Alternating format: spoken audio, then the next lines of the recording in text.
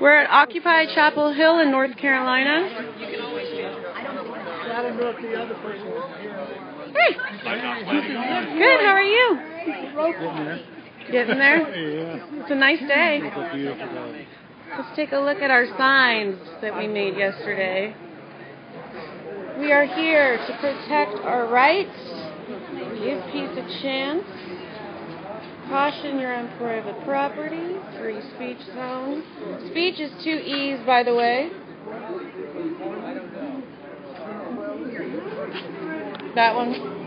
Oh. Free spelling zone. They might blow away if you do this, Lila. Well, but if we don't, nobody will see them and want to pick one up. Okay. Individual pages like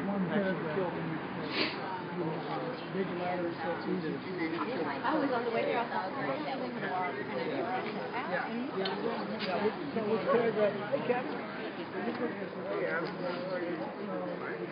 well, look who it is. How are you? I almost said Diane. I want my English friends when I'm reading that and that. I just warn you, sometimes they will take their course forward. Where is it?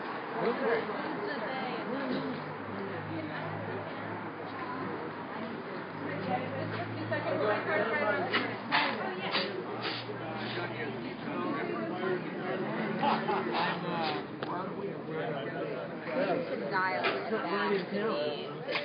Like almost down on the front street? Yeah. When is it? It's Thursday. What do you mean? Going down Friday down back to the Lake Saturday night early Sunday. Okay. So, I don't know if I can. Possibly, I'd love to go do that. Yeah. From 7 to 12. Should we tape them up now instead of people holding them? Maybe we should tape them up. Hey, David, should we just tape the signs up instead of having people hold them? Yeah. Let me get the tape. Excuse me. I just thought, but you're I do want to have that go here. I think that's a reasonable request for them and for us. Especially when you tell them that. Hey, Lila, we're going to tape some of them up now. Okay. So the ones, we can just tape them up on here. And then, like this one. Let's see.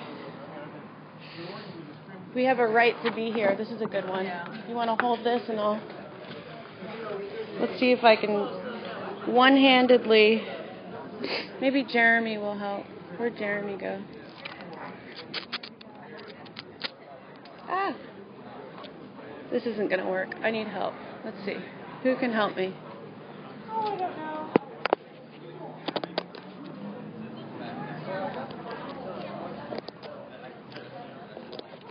Sorry, guys.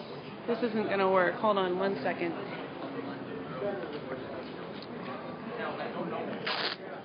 Hey, Kevin, can you help me? Sure. Can you hold this? Thanks. And point it this way, right? Yeah, right. Thanks. So we had the famous beacon on Ustream finally. Yeah, that doesn't ever happen. The other side of the camera. I better hurry up. There's a reason I stay on my side of the camera. I hate to see myself.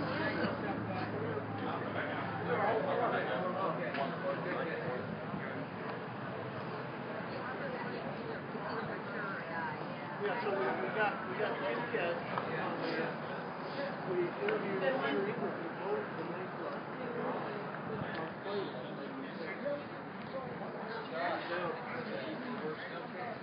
We got no. We got Leroy Williams. We got Larry Ridley played with me. and we got How's it going?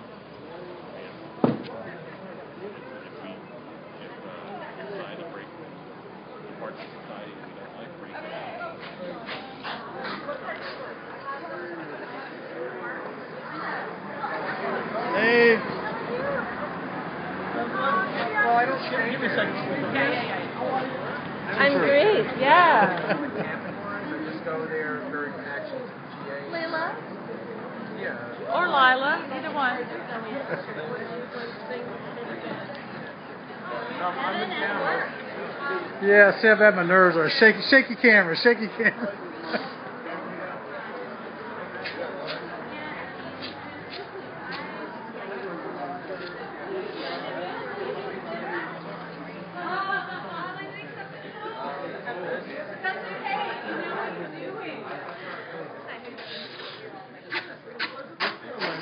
We couldn't get him to agree to it.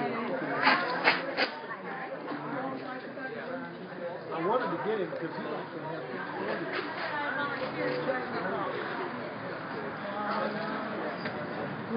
I'm great.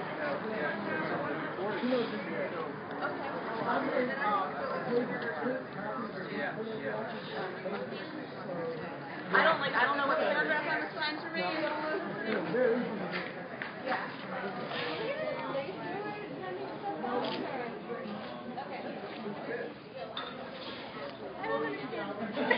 Ambidextrous. Alright, so 911.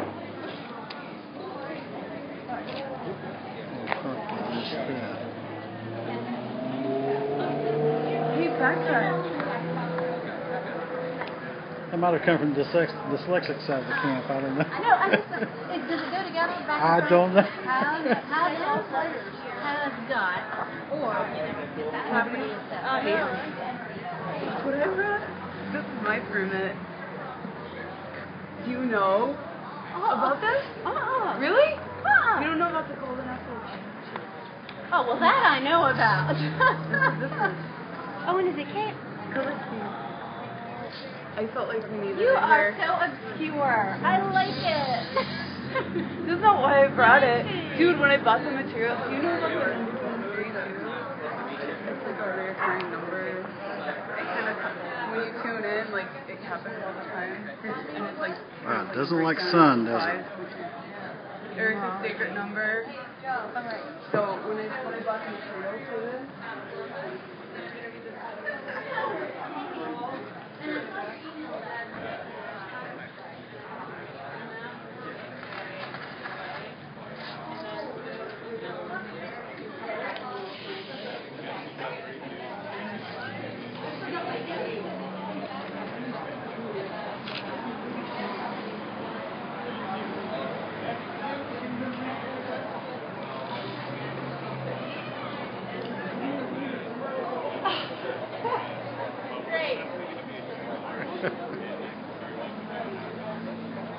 Good.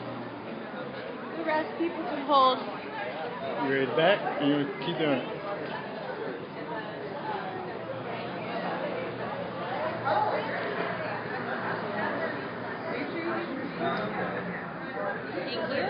Professional, have it back. Huh? It's in my purse.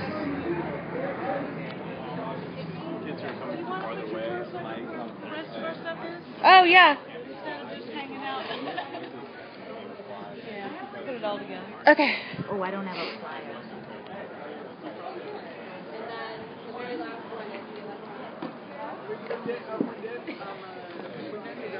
I'm sorry, did you just call me a loser?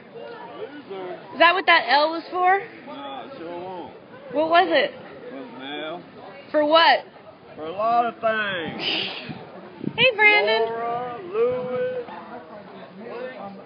Uh-huh. Right.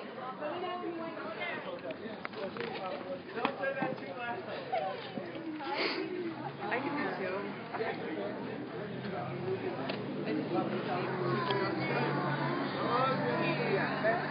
Hey, Brian. How are ya? Good. Good to see you.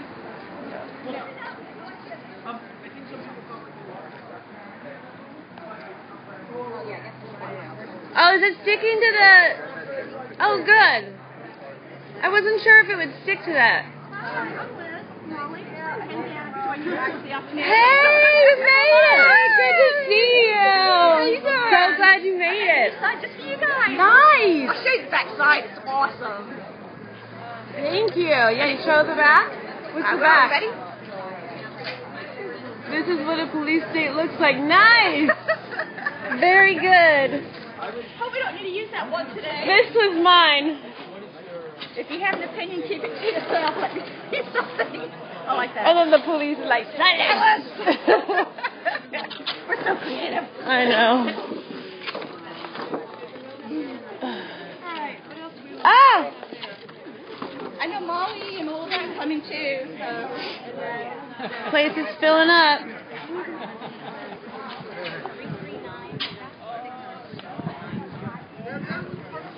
So we're here Okay, whatever, however you feel. because of the fact that they want to enforce a law that more than 15 people cannot be on the plaza at any given time. And if you're here, you have to have a permit. And on Sundays, you're not allowed to be here at all, which is why we're here on Sunday. So we're saying we have a right to be here. And I'm going to fix this.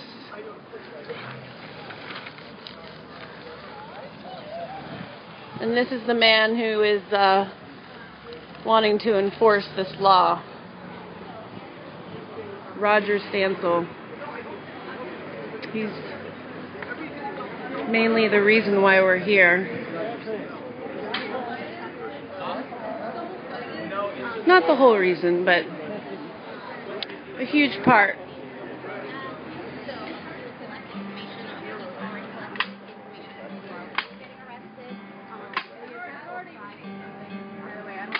There's Jeremy tuning his guitar.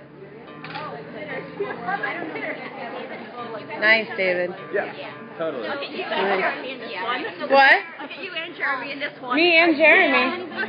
You can have me filming Jeremy. But it's very easy because all of your lines are just like at one time. You haven't hardly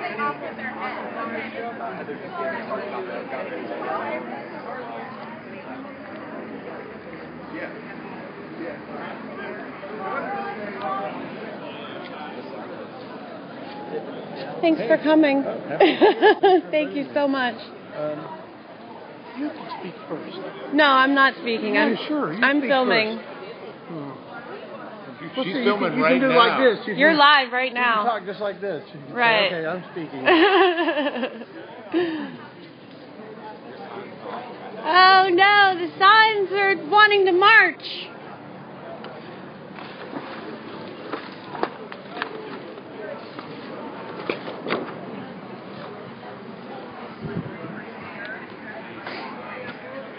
Oh, that's funny. Let me see that.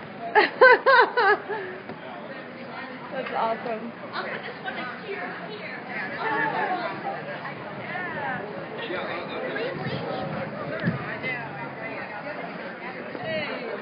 How are you?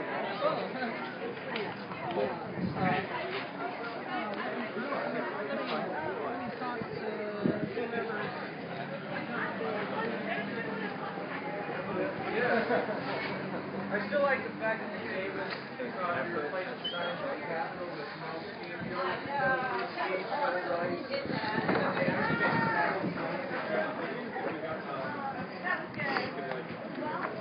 Says corporate CEOs are paid 470 times more than the average worker. Immigrant families are not to blame for our low wages and economic hardship. Our family values immigrant rights, economic justice, and collective liberation.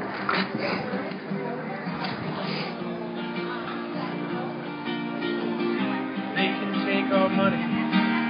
They can take our hope.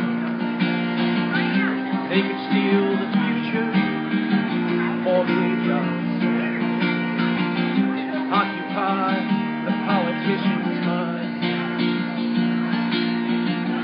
Buy the truth and sell the lie. They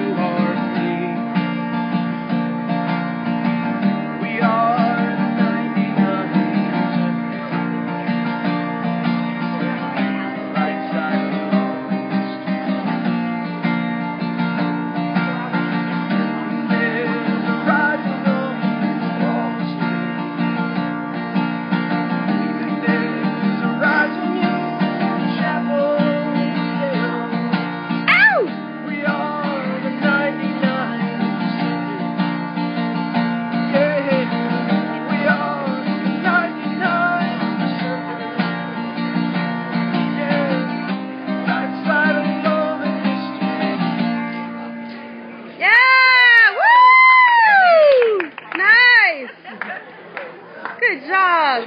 See what I had to do with this one? Oh, did you have the cap on?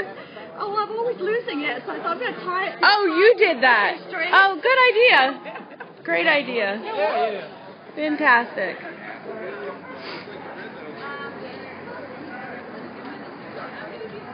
Almost all the signs are up.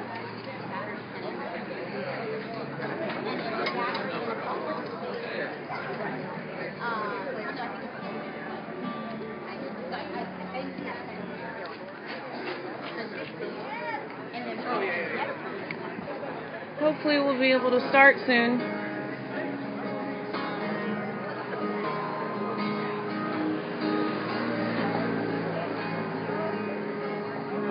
Hi. What's your name? Becca. Nice to meet you. Becca, are you sort of overseeing speakers and stuff? Anja is the Where's Anja? right there, next to Steve. I'm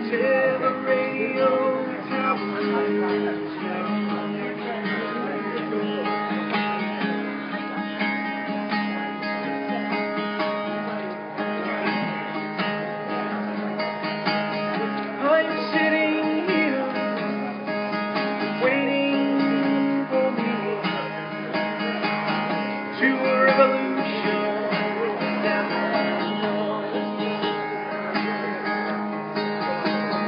I feel burn from the airwaves by the rays of the fleeting sun.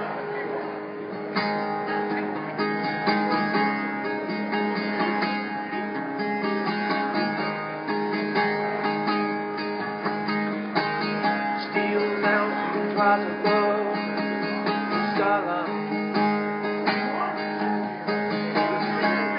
Masses are gathered in Chapel Hill. I pledge allegiance to the age where thoughts are broken by the apathy that holds us away. Till the radio towers till the radio towers down.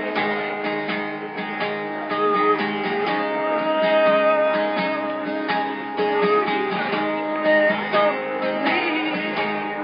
Yes, we'll all stand here and breathe. Yes, we'll all stand here and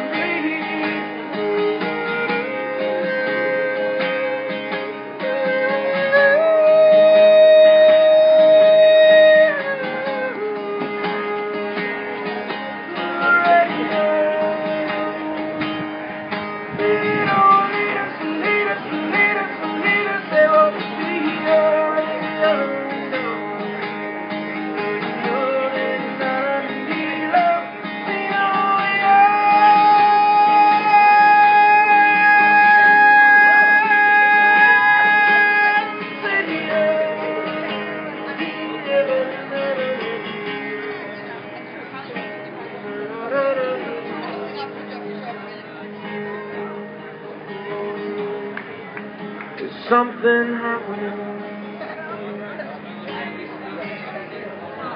What it is ain't exactly clear. There's a man with a gun over here.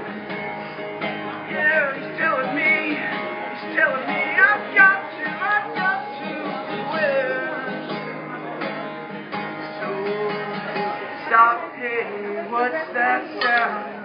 Everybody look what's going down. I said, stop, hey, what's that sound?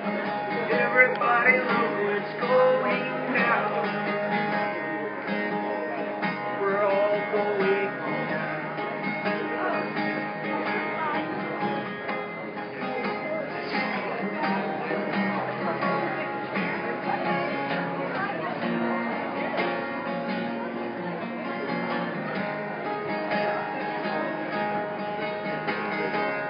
Till the radio towers down. Woo! Yeah! Thanks very much. That's a song that I wrote in 2008 called The Revolutionary. I guess it's leading up to where we are now. The song before that was when I was playing Unplugged was called We Are the 99%. I actually got to play that on NPR and Dick Gordon's The Story, and which airs nationally. And the BBC interviewed me, which was pretty damn cool. But the world today. Anyway. I see we got Margaret down here, Occupy Raleigh as well. So Liz over here, yeah. You won't get arrested here, I don't think. We'll find out. Hey, Jeremy. Can I have you just do the legal observer? Oh, okay. Hey, everybody. My name is Kasia, and I'm going to be one of the legal observers today. We have a total of 4 National Lawyers Guild legal observers. I just wanted to let everybody know what our role is. So our role is to observe any police interactions or any attempts by the police to infringe on our freedoms here. We are not supposed to be part of the protest. We are separate. We cannot answer any questions about the protest. We are not liaisons with the police. We are there just to witness what they do. I also wanted to just make a request. I know that David has collected names, but if you can look around, hopefully it'll be quiet. So if you can look around and make sure that at least a few people around you know your full name, first and last, and your date of birth in the event that you are arrested, that'll make things a lot easier for all of us. So we'd really appreciate that. Just make sure people know who you are. So if you don't know anybody, introduce yourself. That would be great. If anybody has questions about what a legal observer is, you can certainly come to one of us. We just can't answer questions about the protest or the cops. Thank you very much.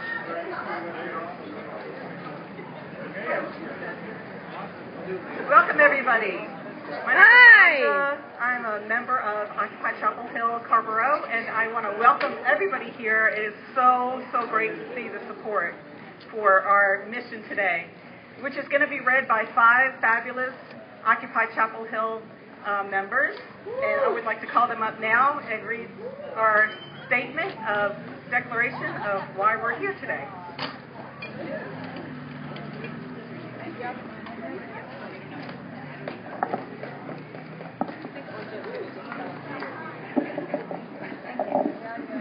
Hello.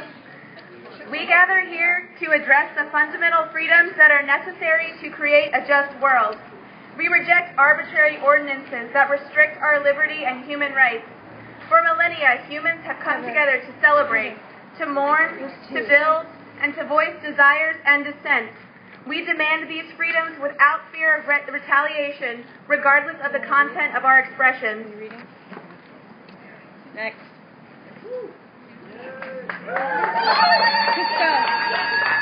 Where's Candace? Candace! Where's Candace? Right here! What are you doing? This is what they were worried about. The founders of this nation laid its foundation with the same concerns that bring us together here today. They were, as the story goes, escaping oppression. They were forced to maintain a dialogue that was acceptable to the powerful few, while the many sat stifled, without redress, in fear of retribution. They revolted to ensure this freedom. Heather, pay attention. We are faced with a crisis. What is officially sanctioned is no longer serves us. In the face of corporate-controlled media and government, we need to hear and see each other. We need to speak loudly. We need to fill the streets with messages, bodies, and dreams.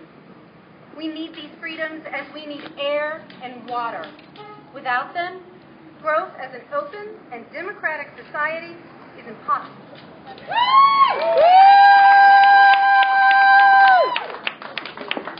A recent memorandum by Chapel Hill's town manager states that the absence of a permanent Occupy camp, and I quote, presents a timely opportunity for us to consider enforcement of adopted ordinances and established policies and procedures regulating the use of the Peace and Justice Plaza and all other public spaces and facilities, end quote. The ordinances referenced make this gathering today unlawful because it is a Sunday.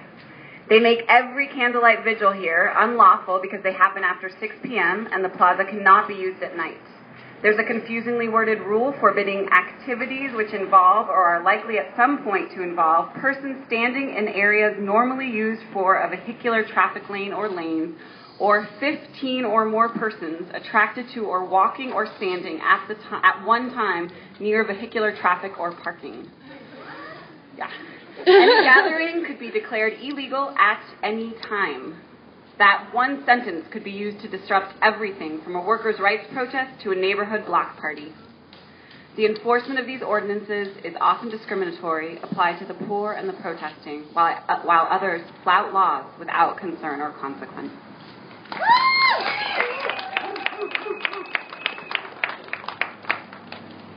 These confusing laws need to be abolished. Yeah!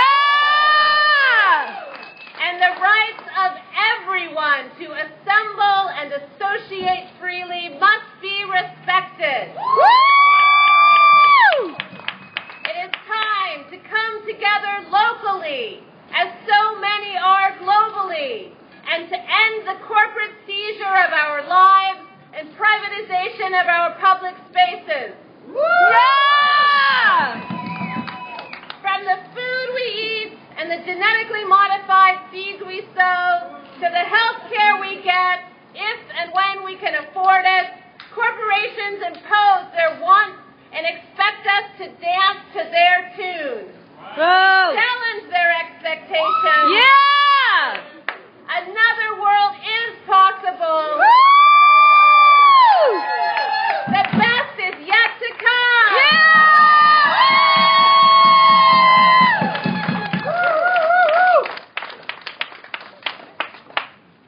Thank you. So our first speaker today of a list of fabulous speakers is David Mateo. He's the Latino pastor of the United Church of Christ. Bienvenido. Hello. This is a wonderful afternoon, a wonderful day to talk about freedom. This is a perfect place to say, what is this about? This is not about people who wants to make a revolt, but people who likes to live in peace and justice and out of oppression. This is a perfect place for people who's willing to talk, to get into dialogue, and not only that, but demand from the system to have an equality society. We need a society that looks as individuals beyond the surveys, the statistics, and the numbers. I come from a community where the word deportation not only represents a legal way to approach an immigration problem, but the separation of thousands of American children from their parents. 500,000 of Latin America in economic exile who have come to this country trying to overcome not only the physical walls, but the economical traumas, corruption, and impunity produced by the effects of the free trade agreements. So this is not about people who want to cross the border because they want, but because the pressure of the capitalism over the Latin American countries. Thousands of Latinos today are in the immigration jails without the chance to defend themselves with limited English or not English at all. Victims of the human trade supported by the system that only look at them as a human material for politicians and extremist media and a recyclable cheap labor for a system that where individual has not a human face.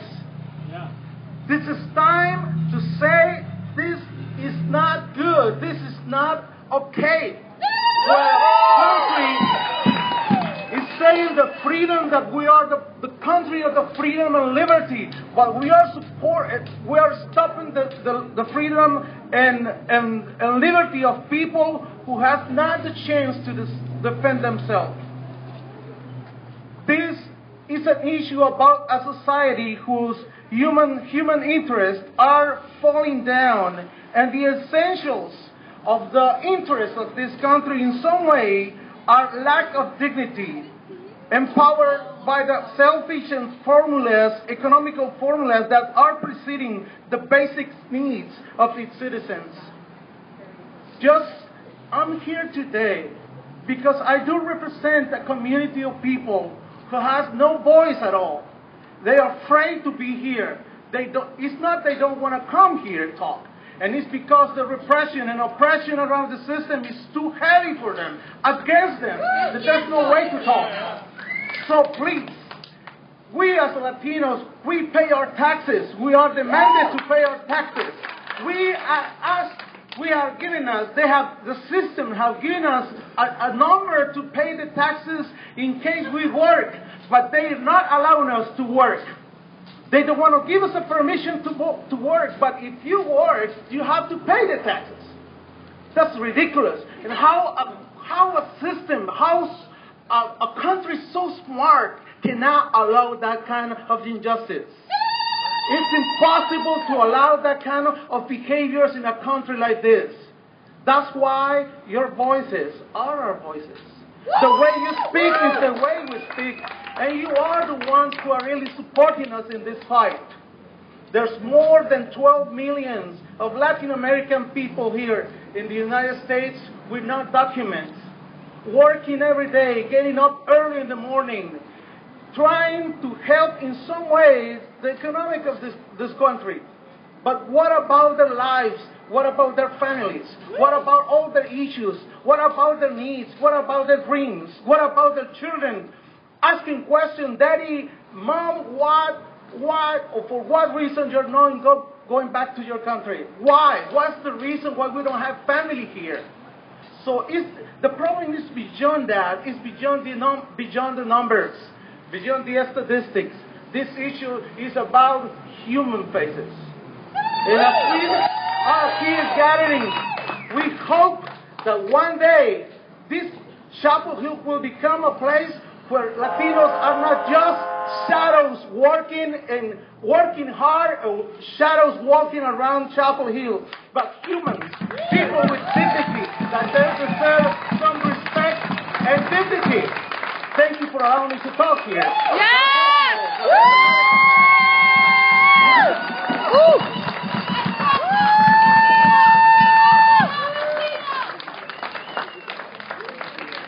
Thank you, David. Next up is Reverend Minister Robert Campbell.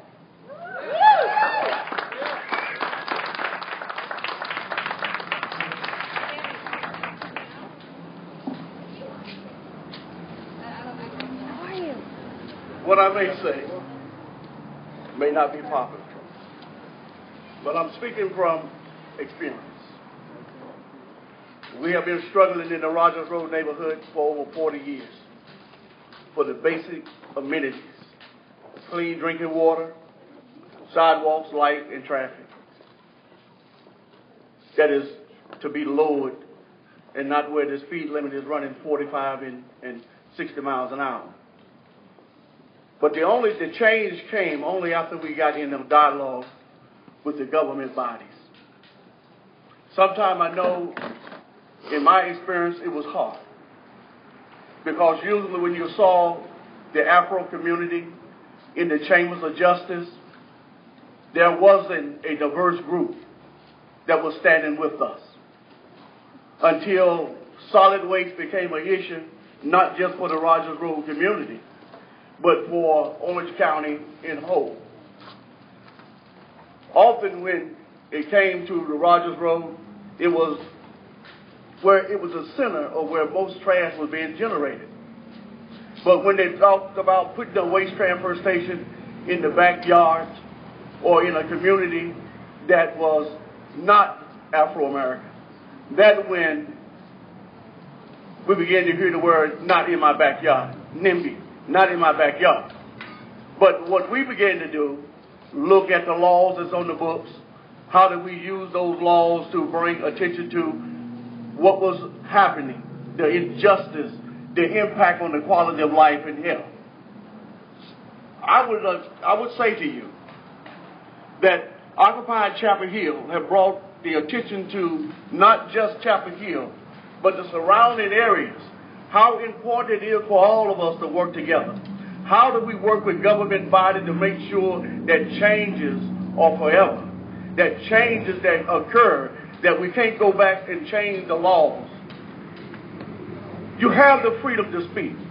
You have the freedom to assemble. But what we have to do, we have to talk to the politicians.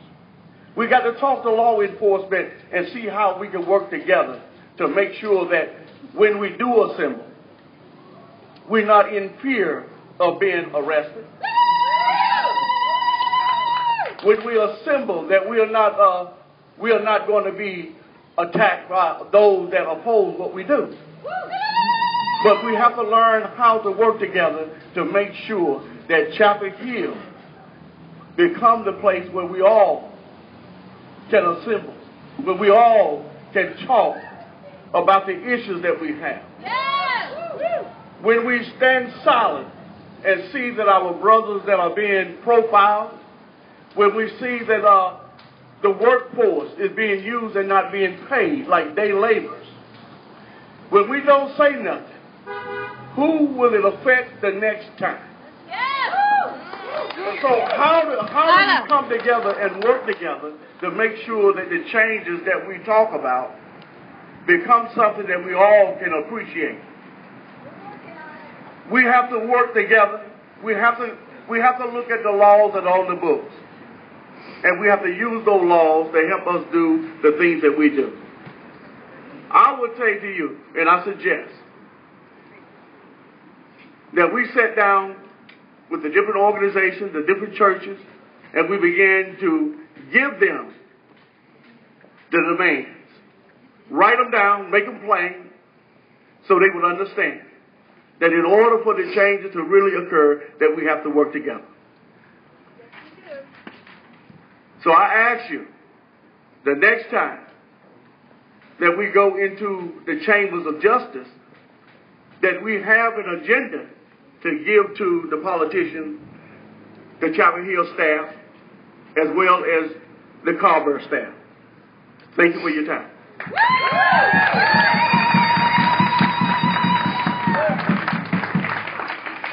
Thank you, Minister Campbell. Next up is John Paul McClellan. He's from John Paul's Truth Quest radio show. He's also was state executive committee, precinct community chair on the Democratic Party, chief election judge in his East Side precinct currently, and he has his radio show on WCOMFM.org. And he wants you to know he's no longer associated with the Democratic Party.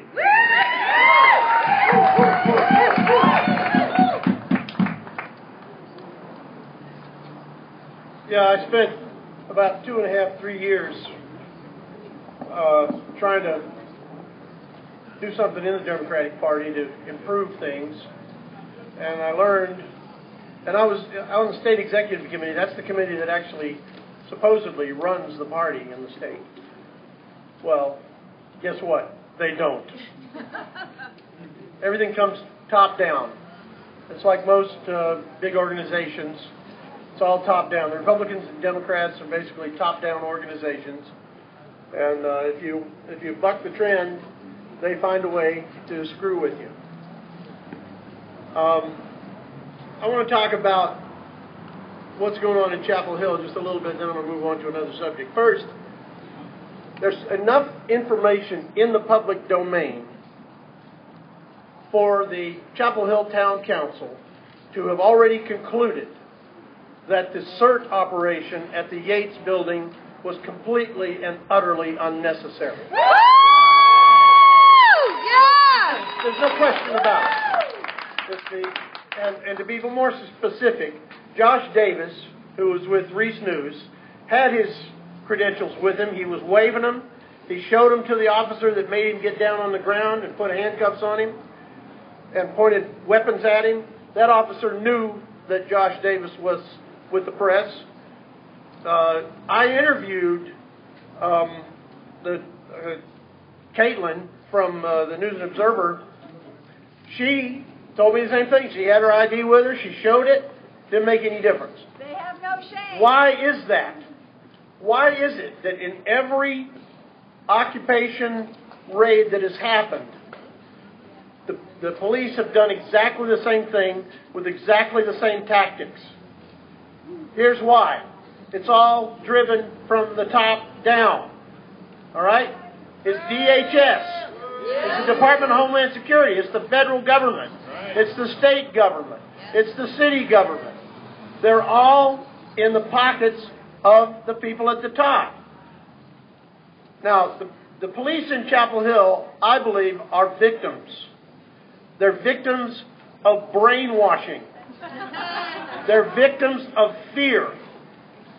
They are fearful because they've been fed a complete line of crap. All right? Complete line of crap. And this has to do with 9/11, which didn't happen the way they tell us it happened.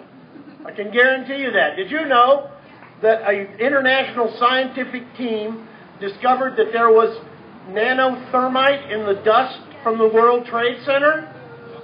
What does that mean? Where do you get nanothermite? There's only one place you can get it, from government-controlled laboratories. That's the only place it's available. And I'm not proposing a conspiracy theory. I'm just giving you a fact. That's a fact. They found nanothermite in the dust at the World Trade Center. It's not a theory, it's a fact. The conspiracy theory is that 19 hijackers took planes and crashed them into buildings. That's a conspiracy theory. And there's absolutely no evidence to support it. That's the point from which all this fear is coming. And they're raining it down on our heads at every place in the nation, at the local. Now, let me tell you another thing. There's a group called the Police Executive Research Forum. On November 10th, they had a nationwide call-in conference call. Following that, and following one more such conference call, all of these raids happened at the same time. The Police Executive Research Forum is a front for the Department of Homeland Security. They're getting paid to do this work. And I about guarantee you that somebody in our police department was on that conference call. All right, so what's got to happen in this town? If you want things to change, we got to have different people in town government. And Chapel Hill is the perfect place to do this because we have nonpartisan elections. If you want to change what's going on, if you want to change the police policy, if you want to change the public gathering policy, if you want to change all that, we got to have different people elected. The only two people I would even consider voting for now in the town council are Lee Starro and Lauren Eastham. The rest of them, I ain't voting for them again. No way. But we got to have people step up and run for office.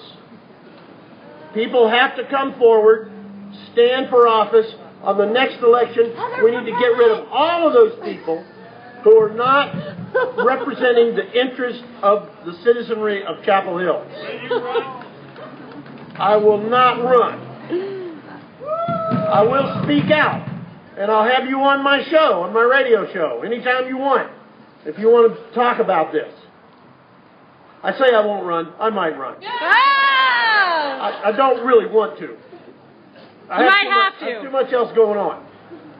But people have to step up and do it. You can come on my show anytime. It's WCOMFM.org if you want to listen to it online. It's got a very small broadcast footprint. If you don't live 10 feet from the station, you don't get it. But you can stream it live 24 hours a day at WCOMFM.org. We're a community radio station. We're all volunteer. Nobody gets paid. We all do this because we think it's the right thing to do. So what I'm asking everybody here is step up. Run for office. Take over the government. If you want to fix things, you got to occupy the government. Occupy the government. Occupy the government. Do I get an amen? Amen!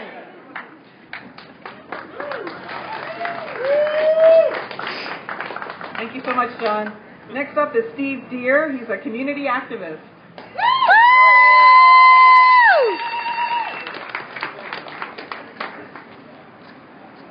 Hi, everybody. I guess I don't need to do that. You know, they offered me to speak first, and now I really wish I had. Oh, well. Thank you very much for inviting me here today. It's really an honor and a special privilege. I believe that civilization is threatened this century. And, of course, Gandhi said civilization would be a good idea if we ever were to have it. And to the people who will die of poverty and preventable diseases and malnutrition during the brief time that we're gathered here, civilization doesn't exist. To the billions of people who go to bed hungry tonight here on Franklin Street and all around the world, civilization doesn't exist. But I still think humanity and our habitat are worth struggling for, and a civilization that would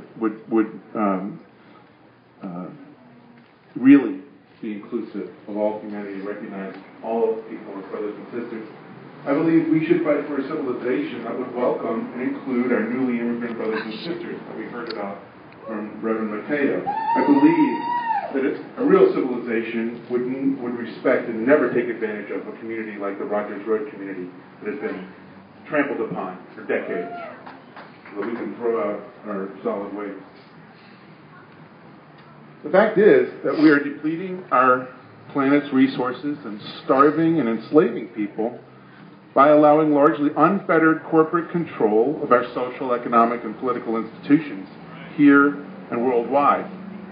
Until recently, arguably not much has been done about this in this part of the world. Then came Occupy. Standing here right now, occupying this space as we have done, is one of the best things that we can do. But as we stand here, let's remember that hundreds of people are being processed for their arrests yesterday in Oakland, where thousands of people protested, and police there used tear gas, rubber bullets, and beanbag rounds on thousands of ordinary people. I read this morning a post by my new friend Tim Franzen, who's one of the organizers in Atlanta of Occupy Atlanta. I spent a night in jail with Tim in September at the execution of Troy Davis, and I couldn't believe what I was reading. It just makes you feel more naive, and I like to think I'm not that naive. But Tim is one of the organizers in Occupy Atlanta, and the police have now been targeting him with arrests. They'll pick him out of a crowd, they'll surround him, or they'll follow. At one time, he was in a car and leaving a demonstration, and police followed him, and a news camera followed the police car miles until they were out of the way, and then they arrested him. And this is what's happening in Atlanta. And Occupy organizers in Charlotte are trying to stop the city from enacting sweeping restrictions on free speech and assembly prior to the Democratic National Convention there. Restrictions that are likely to remain in place. So there's no more important place to be in our community at this moment than here, affirming our human and civil rights. If we do not do so, we will lose them, as the banners and the placards say right here. I have no doubt that the town management and leadership of Chapel Hill are deeply concerned about avoiding any legal problems and embarrassment for the town or themselves over the police assault on the people at the Yates Motor Building. And let us not call it just a raid. It was also an assault on unarmed people. Of course, the only way to get at the truth of why that happened and how it can be avoided in the future is through an independent commission. Anything less is a whitewash.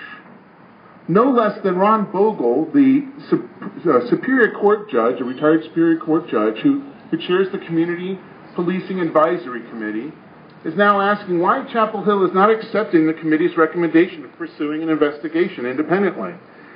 Any town leader who does not support an independent investigation does not deserve to represent the people of Chapel Hill.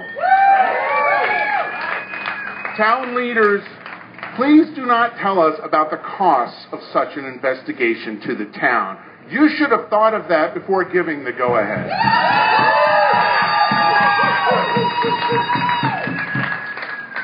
As we just heard, the assault and the fallout from it are helping us to see who really runs our community and what their interests really are. Yeah. This is what a police state looks like. Yeah. Having said that, I want to say that this, in the end, is not really an us versus them situation. If we allow it to be just about the dreadful mistakes, the possible cover-up or ongoing cover-up, the new attempts to restrict basic rights, then we will miss the point of our own efforts. This town council will be replaced by another. We have to keep our long-term goals in view, which is to say that this situation is really much more about us and who we are. It's about who we are going to be. And for the sake of time, I'm going to skip. I saw Jeff Gilson, I don't know if Jeff is here, posted some really great questions about Occupy on his Facebook page, and I suggest you read them, and I'm going to skip over them. He's not here. Oh, he's not here. Well, he's got some good questions about Occupy. And I know that these types of questions about who we are being discussed at the General Assemblies and online, and maybe we won't always agree on that. That's okay about who we are. But I, for one, believe in grassroots organizing for social change, and that it's the most difficult and most important of the work on the spectrum of social activism. It's more important than and needed most urgently above single acts of nonviolent direct action, like civil disobedience, and I've done a lot of 60 times wrist arrest, on the one end of that spectrum, and then litigation and lobbying on the other end in legislatures. Gandhi, King, and everyone whose names are right here at Justice and Peace Plaza were all community organizers, grassroots community organizers. And I suggest that's the path that we at Occupy continue to pursue in new ways and with new commitments. It takes humility and discipline to do grassroots organizing. And we have to meet opponents and people on the fence where they are and bring them along with us if we can. We have to empower those who are with us with the information and capability to educate and mobilize others in our community. We have to wake people up. And we have to sit and listen, even to those who we see in direct opposition, the people I've been talking about. We cannot succeed just by thumping our chests and beating drums, which I have done at Occupy. I'm going to a band rehearsal after this. I love to play the drums, and I have done that. But I did it, I think, with love, I hope. The cognitive linguist George Lakoff. Anybody read George Lakoff? He's worth good, interesting person to read. He writes about how the left so often gets its messaging all wrong and turns people away and fails to reach others. He talks about how we need to pay attention to our metaphors. We have to express to our community why we are here today, and to do so by showing how what we value is in common with what ordinary people in our community value. By doing so, Lakoff suggests, we will tap into people's innate sense of empathy that is wired into our brains, but that the corporate polity seeks to rewire out of our brains. Okay, now forgive me if I haven't been critical enough. I'm going to sound pretty critical. This is maybe silly, but it's what Lakoff would talk about if he were here. The name of today's event, as listed on Facebook, is End the Privatization of Public Spaces by Corporate Town Structures. Which, yeah, it's great. But that sounds like the title of a UNC grad student's thesis. And no offense to whoever thought of it. It's a good subtitle, baby. And I know there was... Damon Seals and I were talking about this beforehand. He suggested keeping public spaces public. You know, a little clearer, maybe, and vague and clear at the same time. So I apologize for sounding critical from the sidelines. I wasn't involved in organizing this, and I thank you for doing that. But we have to ask critical questions of ourselves. Can we convince this community that what the town leadership is doing is wrong because it contradicts the values we share with our community? Will we organize here beyond this plaza in Chapel Hill and Carrboro? Will we engage with people wherever people are at with kindness and love? We will tell our own stories. Everybody here has a story to tell in the context of Occupy, and I haven't seen that much, and I sure would like to see that. That's what we have to do, whether we want to or not. Otherwise, we will fail and we will be further marginalized, and our rights will further erode. I would say that most of the institutional leadership in this community, the elected leaders, wish, as the town council members and the self-appointed leaders, perhaps like groups like the Chamber of Commerce, want Occupy to go away, or at least be marginalized. The recent memo from the town manager is just one way of doing so. We can control whether Occupy is marginalized or is instead transformative for our community. But at the same time, we are burdened. We are burdened with an enormous responsibility of being community leaders, grassroots organizers here in Chapel Hill and Carrboro. And I want to conclude with 10 sets of suggestions for carrying forth our burden and to transform our community. And I fully realize that some of these suggestions are not new and that people here have been working on them for quite some time. And it's just some things that occurred to me. Some practical stuff that maybe hasn't occurred to you. I've been talking about it with other people.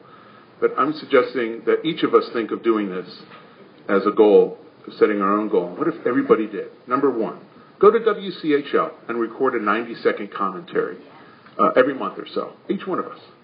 What if we flooded WCHL with requests for doing that? They would love that, and think of the message, how many people we would reach. Call into WCOM and join the discussions on his programs. Submit a column, of course, or a letter to the editor of the Chapel Hill News, the Carrboro Citizen, the Daily Toriel, at least every 6 weeks.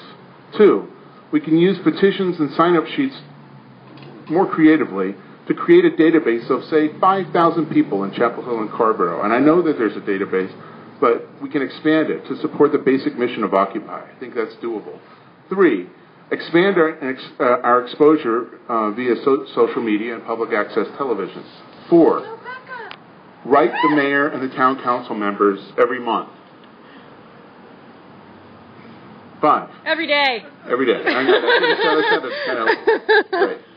Get a group of 2 or 3 people, each of us, and invite them to meet with the mayor of either Chapel Hill or Carrboro, the town council member, to talk about these things. Get a small group of people to sit down with District Attorney Jim Woodall to talk about these issues. Do the same with the police chiefs and with the sheriff. I've done this with many of these people. Such meetings would help both sides resist the dehumanizing effects of the conflicts that we are involved with.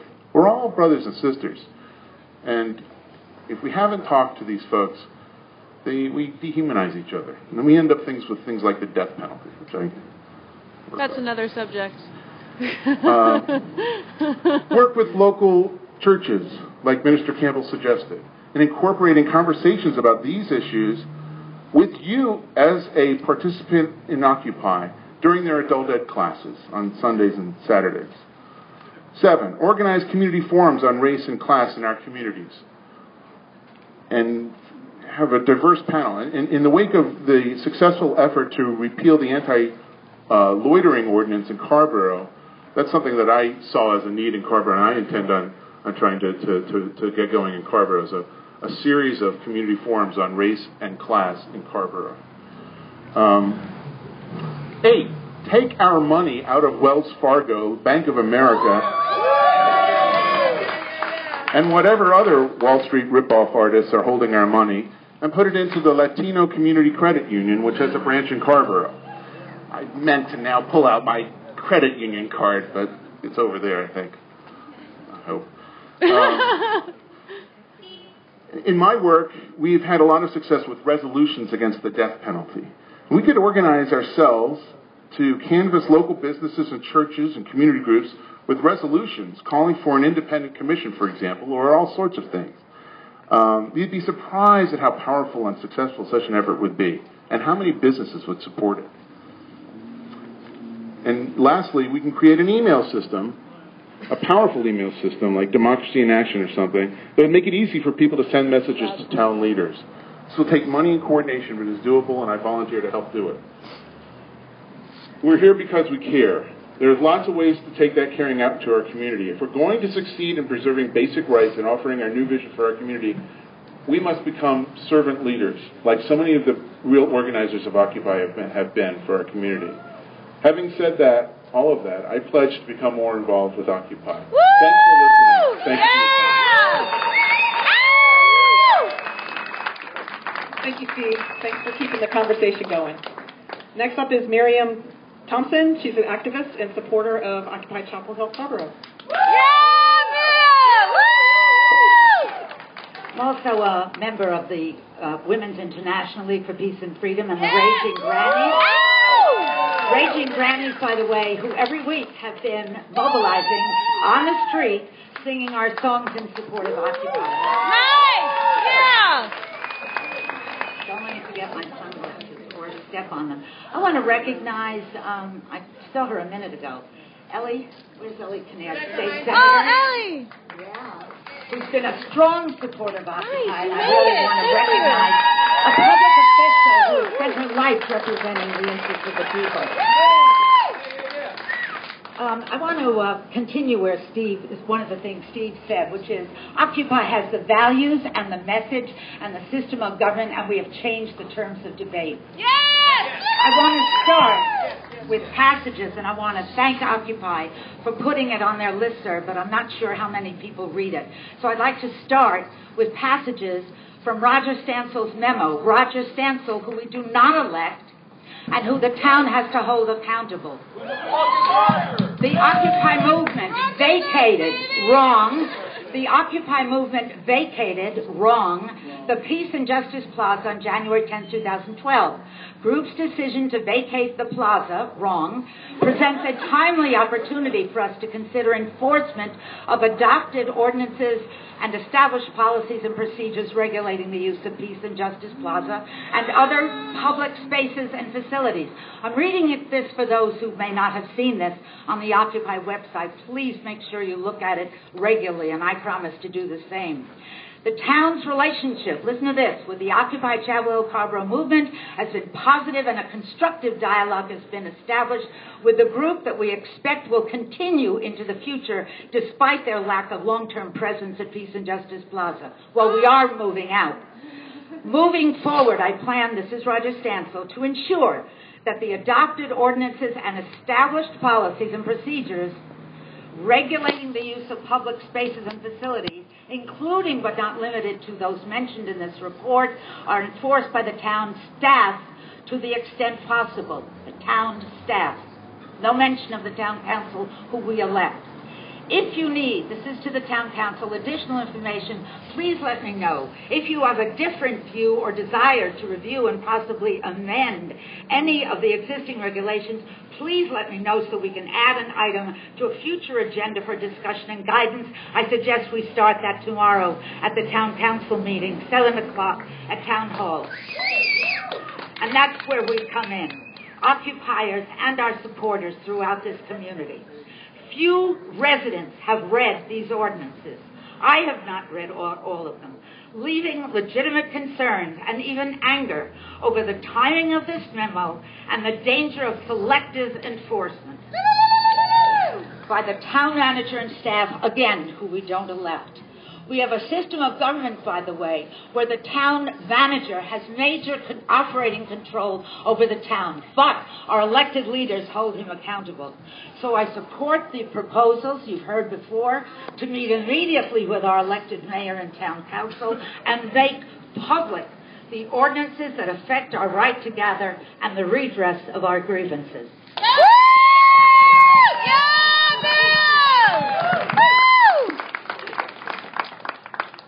Thank you, Miriam, and I have the ultimate pleasure of introducing Ellie Kinnaird.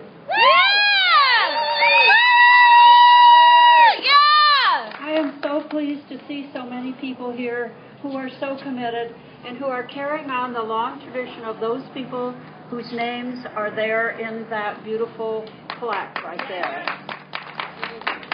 They have stood here before you and said, we must change our society. You are carrying that on, and that is what is really crucial. We have been a leader for a long time. Students have been leaders for a long time. Let me tell you about students.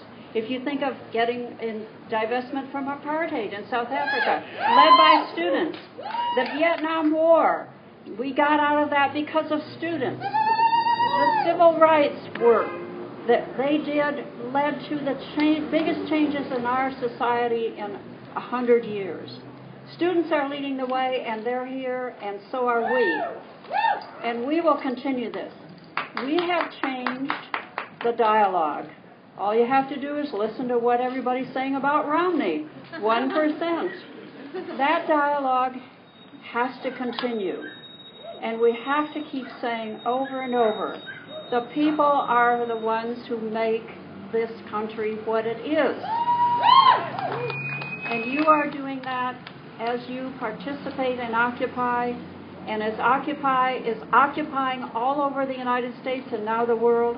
We're not going to go away, and we're not going to let this conversation die. Yes! Thank you. Thank you.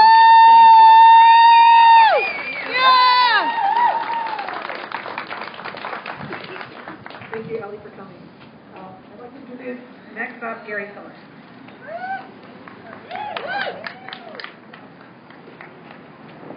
Hello, hello. So proud to be here. We are the bodies that stop the bulldozer. We are the infinite piece of dust in the machine that appears to be eating up America and the rest of the world. So God bless us all. Whose place is this? Our place! The people who were murdered. And stole it from. Just saying. Absolutely. No, that's it. That's it. I'm only going to take a minute because I believe everybody's voice needs to be heard. But my first day in Chapel Hill was a day in which the students of the University of North Carolina had occupied South Building and taken it over to protest the Vietnamese War, to protest the racism of America, and to protest our march toward empire. And we are still in that long, extraordinary train of the people who say no. And we have to. Absolutely imperative that we occupy our communities, that we occupy our homes, that we occupy our community institutions, that we occupy this earth, and that we become indigenous to this place. To occupy means to stay still, to grow roots, to become big, and to stand in our own strength, in our own intuition, in our own deep and extraordinary love for the earth beneath our feet. I believe really strongly in words, so I bring to you a prayer from Joanna Macy. It's called the Prayer to Future Beings. You live inside us, beings of the future. In the spiral ribbons of our cells you are here. In our rage for the burning forests, the poisoned fields, the oil-drowned seals, you are here. You beat in our hearts through late-night meetings. You accompany us to clear cuts and toxic dumps in the halls of the lawmakers. It is you who drive our dogged labors to save what is left. O you who will walk this earth when we are gone, stir us awake. Behold through our eyes the beauty of this world. Let us feel your breath in our lungs, your cry in our throats. Good to see you. Thanks for coming. Hi, honey. Haunt us with your hunger. Hound us with your claim. I wanted to see what the size we is. may honor the life that leads us. You have as yet no faces we can see, no names that we can say. But we need only hold you in our minds, and you teach us patience. You attune us to measures of time where healing can happen, where soils and souls can mend. You reveal courage within us we had not suspected, love we had not owned. Oh, you who come after, help us remember, we are your ancestors. Sorry, she's taking a picture with my hands. Remember, this is live, so they're just seeing the sign. Yeah.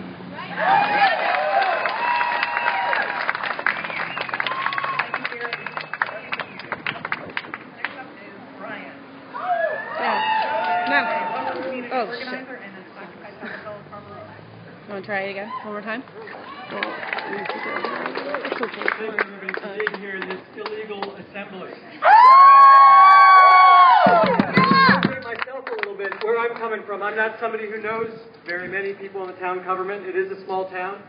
I wasn't talking to the chief of police last night or any elected officials. I'm just a normal person like the other poor people in my neighborhood.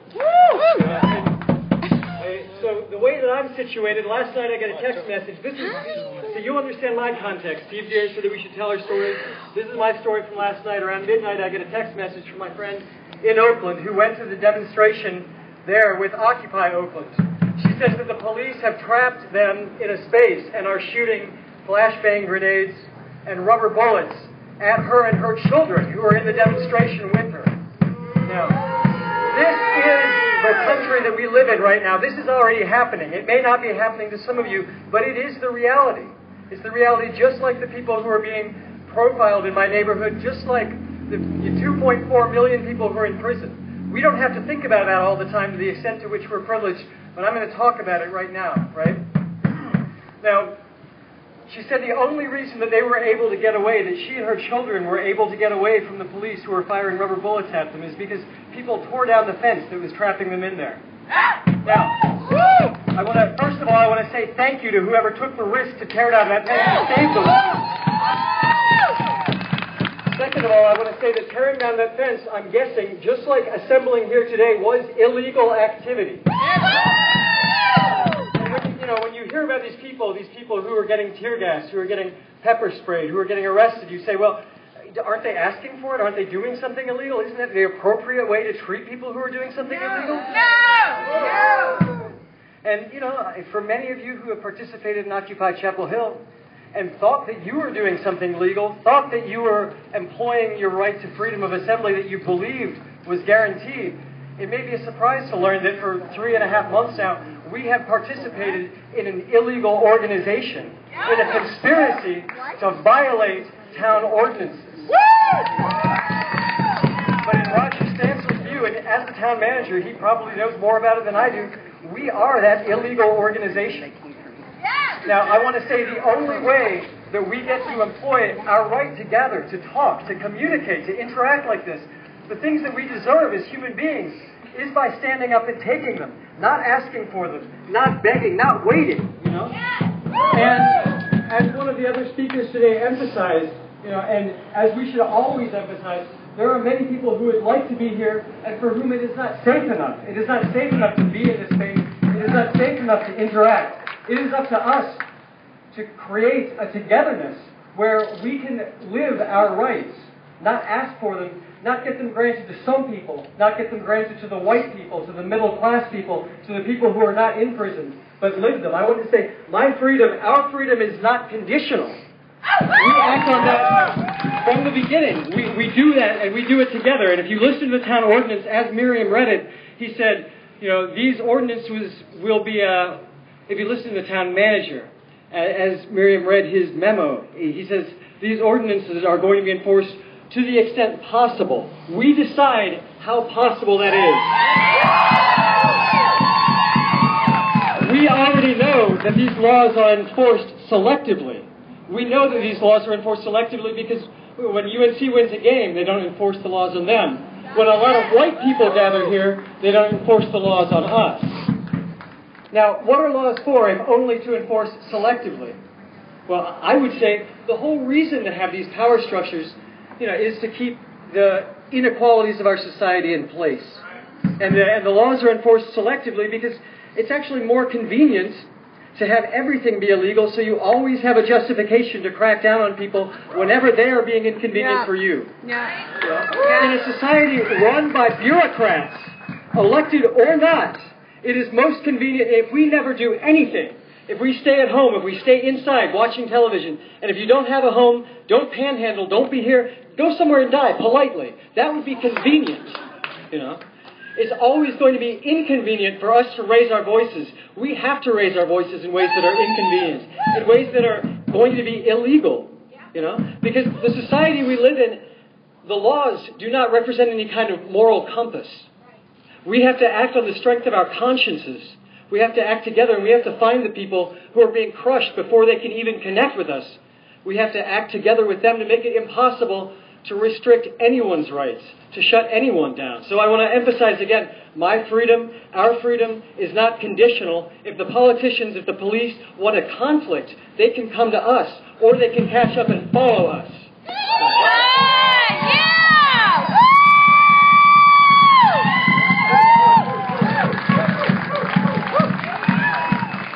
Thank you, Brian, for your passion and your activism.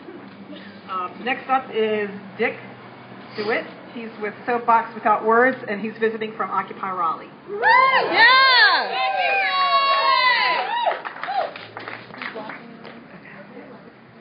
Thank you, Jeff. I kind of felt your message. I heard the message, but I felt it more. I don't know, did you feel the message? Yes. What I'm about, I speak for myself, and what I'm about is learning how to express what I have.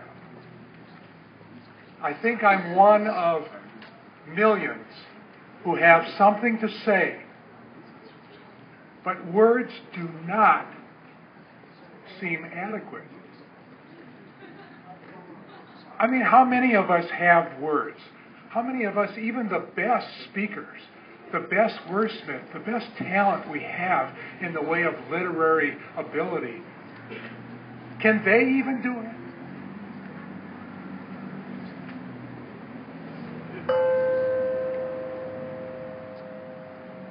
Yo!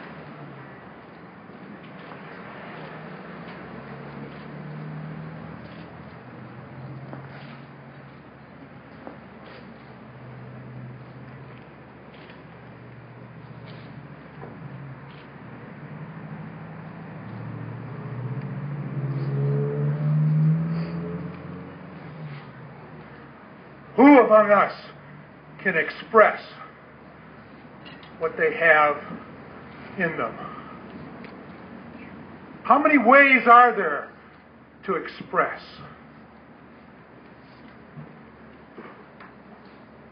Can we feel what one another feels? When they come, when the sheriff comes and knocking on the door to say, your eviction day is here. Get out. This house belongs to somebody else now. What's the feeling? What does that family feel like walking out of their door after they've lived in this house for 20 years? The neighbors are watching them. What do you think they're feeling? Is this about money? I don't know. I'm just learning what this is about. Somebody that's been out of a job for a year, or a year and a half, or even shorter. Losing their confidence to do what they've done. What does it feel like to not be so sure of yourself anymore? What does it feel like to have to go begging? What does it feel like for a man to not provide for his family? Woo! Yeah! Or a woman who can't feed the children?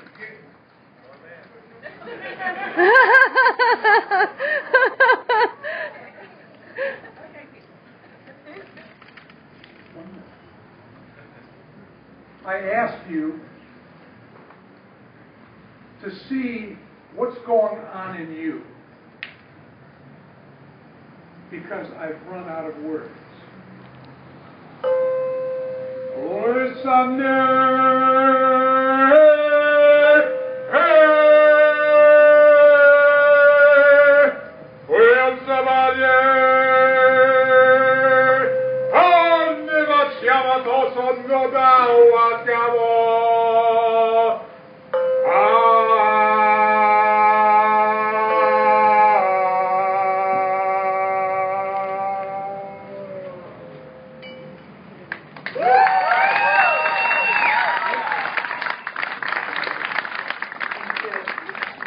Next up is Vincent. He's an Occupy Chapel Hill participant.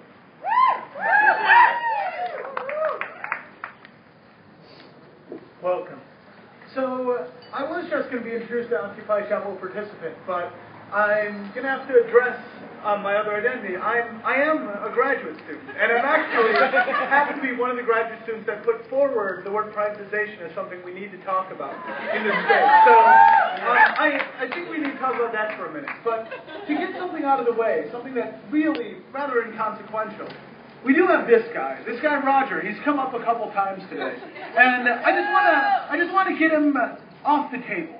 So, really quick, who the fuck is Roger? This is the guy who investigated the Yates attack and decided that not only was it just, but it was exemplary. This was great city management. The only thing he asked for people to do with his memorandum was to pass it around more, to further spread the compliments of our wonderful police force here in Chapel Hill. Now, one thing that's come up in talking about Roger is his job has been described as the CEO model of city government. Now, it sounds pretty bad, but I think it's pretty accurate. So we have a system where we have elected certain people into office, and they have ceded their power to a privately paid manager. So I want now we can be done with Roger for a minute, and we can talk about. So it's already come up that a lot of the attacks we're seeing against the Occupy movement right now, and against free speech and freedom to assemble, and our basic human rights more generally, are coming from the top down. I'd like to point out that the top is moving. That our top is not only our governmental structures. We are not only looking up the chain of government as we're looking down the gun of an automatic weapon. We are also looking up chains of exchange. We're looking up the chain of capital. This is why we need to use the word privatization. We are now, I want to use another strange word, another graduate student type concern maybe. We all fought against, many of us fought against the internet restrictions that were coming upon us this last month. Well, we did a great job because we're good at fighting locally. But sometimes we forget. Sometimes we start thinking that issues like that guy Roger, are our problem. Like we can form a safe place to speak here. As if we have founders that have given us rights that we can defend in this place, in this country, and that's enough. Well, we're not fighting against ACTA yet. the much larger, much more frightening Anti-Counterfeiting Act that has been signed by 22 European nations this week, has been signed by the European Union as a whole, and which Obama signed in October.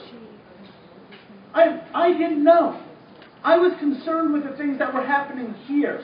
I was concerned with things that I thought I had founders protecting. I thought I had some ghosts behind me here in the United States. Turns out it's not the case. The top is moving. And it's moving because of privatization. So we already agreed, as Occupy Chapel Hill, we reject being corralled into free speech zones. We will not make Chapel Hill a big free speech zone. We will not make the United States a place where people can speak freely and let there be fences at our sides beyond which people cannot speak at all. This is where we are.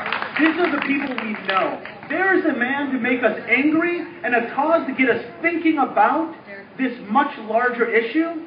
But we are only doing our fight if we are fighting from here and we are fighting against those fences, bounding us in as if this is a special place. We are a special kind of being. Humans have a right to assemble and we have a right to resist. Thank you.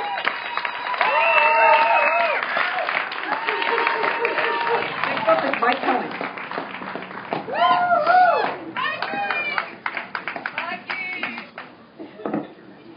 Hello. Hi. I've been organizing with Croatan Earth First for a number of years now. I just moved here about 4 years ago. And one of my first experiences with Chapel Hill was we tried to hold a demonstration and found that we were in violation of a noise ordinance. So we put away our bullhorn and we started again. And then we were told we were in violation of a noise ordinance. And when we finally asked them if we could see this noise ordinance, it included everything from whistling to singing, to chanting, clapping, really anything that we could do on that sidewalk was illegal. And Carborough has a similar law, where everything is left up to police discretion as to what is disruptive. And this is not accidental, this is intentional. Because depending on what you think laws are for, this makes a lot of sense, right? The purpose of laws is to quash dissent and social control. And so to leave them as vague as possible, right, these confusing laws, they're not confusing because a child wrote them or because they were written hastily, right? They are confusing so as to be pliable. Similarly, the 2x2 sign ordinance has been used against us numerous times here in Chapel Hill. Many of these signs, that sign's illegal. The banner back there, that's illegal. Any banners you may have, that sign over there, that's illegal. So, welcome my fellow criminals.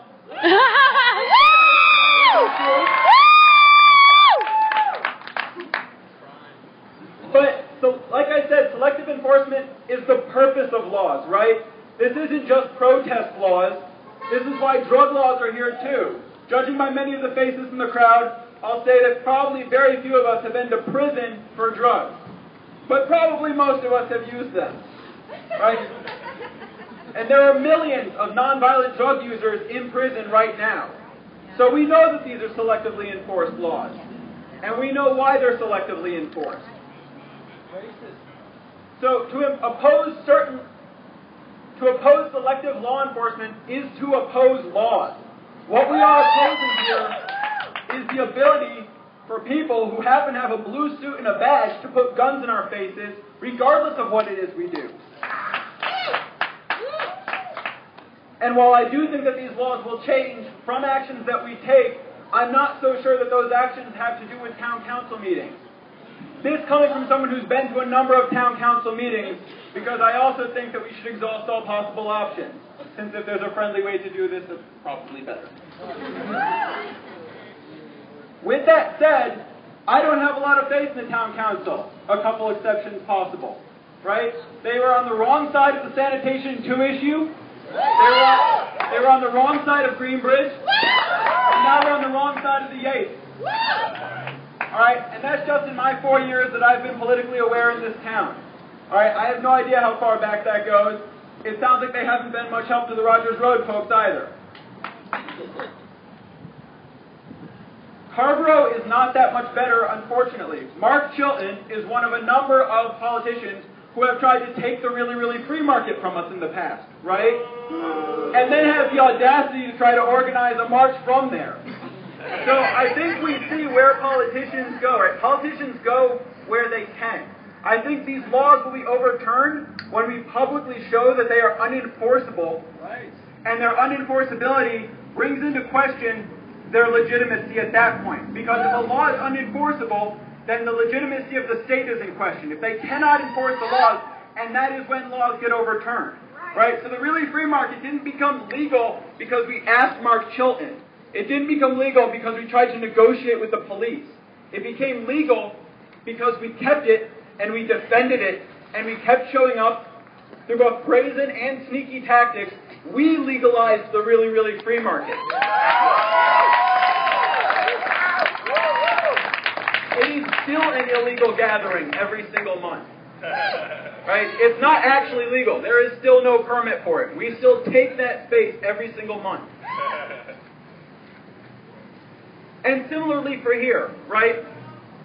We can ask them to let us do things, but the answer will usually be no. And one of my favorite sayings in my last decade of activism has become that it's easier to ask forgiveness than permission. But I'm also done asking for forgiveness. Right? Like Brian said, the initial occupation, we took. We took it, and they thought that enforcing those laws would look really, really bad and be a PR nightmare. Right? MLK Boulevard for the anti-police march, we didn't have a permit to take that entire street, but we did. And clearing us would have been a PR nightmare. And this demonstration, we've taken this space again. And we will get only what we take. And we will keep only what we defend. And anything else will be taken from us. And we see from Mark Stansel's comments that all the negotiation that we tried to do with the police over this whole time, and all the negotiation that we tried to do with the town council, has not been in good faith bargaining. They've been waiting us out. They've been waiting for their strategic moment to crush us and to marginalize us. Okay? So understanding that when we were talking to them, they weren't listening to us, they were waiting for us. I lived in D.C. for a number of years. And in D.C., if you have 50 or more people, it is legal to take the street and march. The police started trying to harass various protests that did this, and so they started weekly marches, just for the sake of it, to make it very clear and so that they could have their test cases in protests that were not around certain issues, right? They intentionally went and enforced those laws against the police. Understanding how police interact at protests is important as well, right? Police rely on a wide variety of vague laws, but they're also not above making up laws as they go. One of the things that really shocked me when I started protesting regularly with Earth First was that police will come up and tell you that you need a permit somewhere that you don't. They will come up and tell you that you're breaking a noise ordinance that you're not. And it's your responsibility to know that you have the right to be there. And I've heard a lot of people defending the police, but the question is, as a police officer who knows that he's lying to you about the law, what is he doing? Right? He knows he's not enforcing the law. He knows he's not doing his job as a good cop, except he is doing his job. Because a police officer's job is to enforce social order. And laws may or may not work in that, and when it doesn't, those laws are not relevant. And when those laws happen to be on their side, then those are the laws that are enforced. But understanding that the function of police is not just to enforce laws, it is to enforce social order. And the speaker before me made a wonderful point that banks don't evict people. Cops evict people. Banks don't put guns in people's faces and force them out of their homes. Cops do that.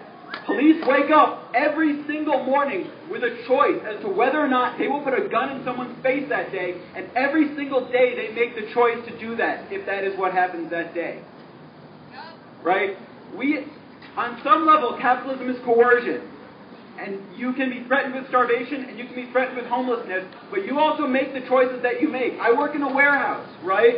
But if I came in one day and my boss said to me, hey, kick this homeless guy off the stoop and give him a ticket for loitering, I would probably quit my job because that's not what I do. That's not me.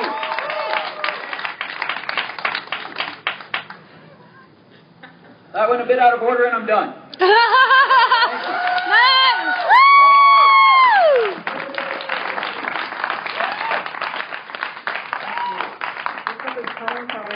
He's an anarchist poet, and he's occupying a tent here, and he was recently arrested and went on a hunger strike. Have you had a burger today? Thank you, everyone. My name is Colin Corin Momeyer. I've been living in White River Junction, Vermont for the past 5 years before Occupy started, in a beautiful arts community where I did environmental organizing and alternative mental health, mad movement organizing, and intentional community organizing on a daily basis. And I made it to Occupy Boston on October 2nd. As an organizer, I tented for 9 days. I went back to Vermont for a month and kept protesting in Vermont. On November 5th, I gave up everything. But it wasn't the material things that mattered, it was the community and the civil disobedience that ripped me apart there. So I went to Boston November 5th with nothing, with my house in my pockets, because I've been homeless on and off since 16 years old, going back 15 years. So what system is this when it's just designed for those it's working for? And I made a sign that said that in Vermont. Eventually we went to D.C. 46 states of occupiers were brought to Occupy D.C. from around the country by the SEIU unions. 55 Occupy Boston people went on a bus together by the unions, the SEIU union. I was there when we took K Street under the top lobbyist firms of the country, through Citizens United, put unprecedented billions in the backs of politicians' pockets. We took 4 consecutive intersections and held them for 3 hours. I was dragged 30 feet by police officers after being zip-cuffed on the ground in the rain. And we had objects in that street. We were laying down on couches and standing on newspaper boxes. And we had the first national Occupy jail GA that I know for the men, because they segregate you. And the paddy wagon was great. And then I made it to Raleigh because I was on the verge of walking pneumonia. Occupy D.C. is a cold, ugly place to be homeless in the winter or at any time. Where do you go to the bathroom in D.C., in downtown D.C., if you live in a tent or on their grates? There's nowhere. You go in a museum and go through security. There's nothing there for anyone but the elite and the divide of the poor. So I made it to Raleigh. I met up the day I got there at 5 in the morning. Sprinklers were going off on Capitol Hall lawns, or whatever, Capitol. Grass, green grass. We don't see that. I've been in New England too long. I met Paul, who's out here somewhere. I don't see him, but from Occupy Wall Street, a refugee as well, who left with the Occupy marchers who had walked from Occupy Wall Street to D.C. and made it in Raleigh the day I arrived there in the afternoon, and were taken down, 6 of them, in their own civil disobedience of not leaving the street. Sarah was dragged or tackled or such by cops as holding the American flag. The same thing happened in Boston on the Veterans for Peace when 141 people were taken down. So my conflict with the police is based on the fabric through which they tear through my life, my communities, the urban communities of this country, of minorities, of the barrios, of queer communities and activists who can go home after a march. So I went to Durham with the Occupy marchers. I didn't walk. I was still pretty sick. I didn't have a voice. But the freedom in this movement is inexorable, because we're not returning to meaninglessness, bureaucracy, mazes of police violence, and militarization of the world again. And you're not allowed to say that before the Occupy movement to your friends, never mind in a public square, because of shadow forces of law enforcement agencies. So I'll make it short here, but I was arrested the other night here panhandling as two passers-by walked by, asked for $1 casually, and two officers happened to be nearby and heard it. And they came up to me and I cited most of their questions except my name and my birth date, from what I remember. And then they started to walk away and then said, wait, I'm going to arrest this guy. Officer Osborne and Officer Kramer pursued me as I fled into the center of the street to sit down as they would arrest me in the center of the street as I nonviolently resisted. Because I prefer a higher moral order than a violent society. And that means you can, if I'm going to break the law, then you'll have to break the enforcement of it on my back. Because even though the law may be inflexible or blind, human beings are not. All human beings are not. So, I went on a hunger strike at 1 a.m. after being in the Orange County Jail in Hillsborough, NC, where they transported me to, the same officers. And I was on that hunger strike for 15 hours, and it was indefinite because I didn't know how long they would detain me. So I extrajudicially hunger striked. Just like they extrajudicially assassinate American citizens now abroad, or will do it in detainment in FEMA camps through the NDAA Act, where people in D.C., Occupy D.C., are having nervous breakdowns and leaving because of these bills that are popping up in our faces there for the 12 days I was there. People, cops watch on as citizens do hit and runs in the middle of marches when our numbers thin out in Boston and D.C. So the last part, I have court date here. It may be the 1st, it may be the 7th of this month, but I've got different reports on that. And I should be clear that from them which one it is, but anyways, I may plea by hunger strike. I'm considering it. I don't need to plea within the legal system's design. I can plea with a moral order. I'm in this area because my Zen teacher of a long time, affiliated with the Vermont Rinzai Center I was practicing in a Buddhist meditation, is located in Pittsburgh nearby. So I'm informed by 9 years of meditation practice that brought me sobriety 9 years ago.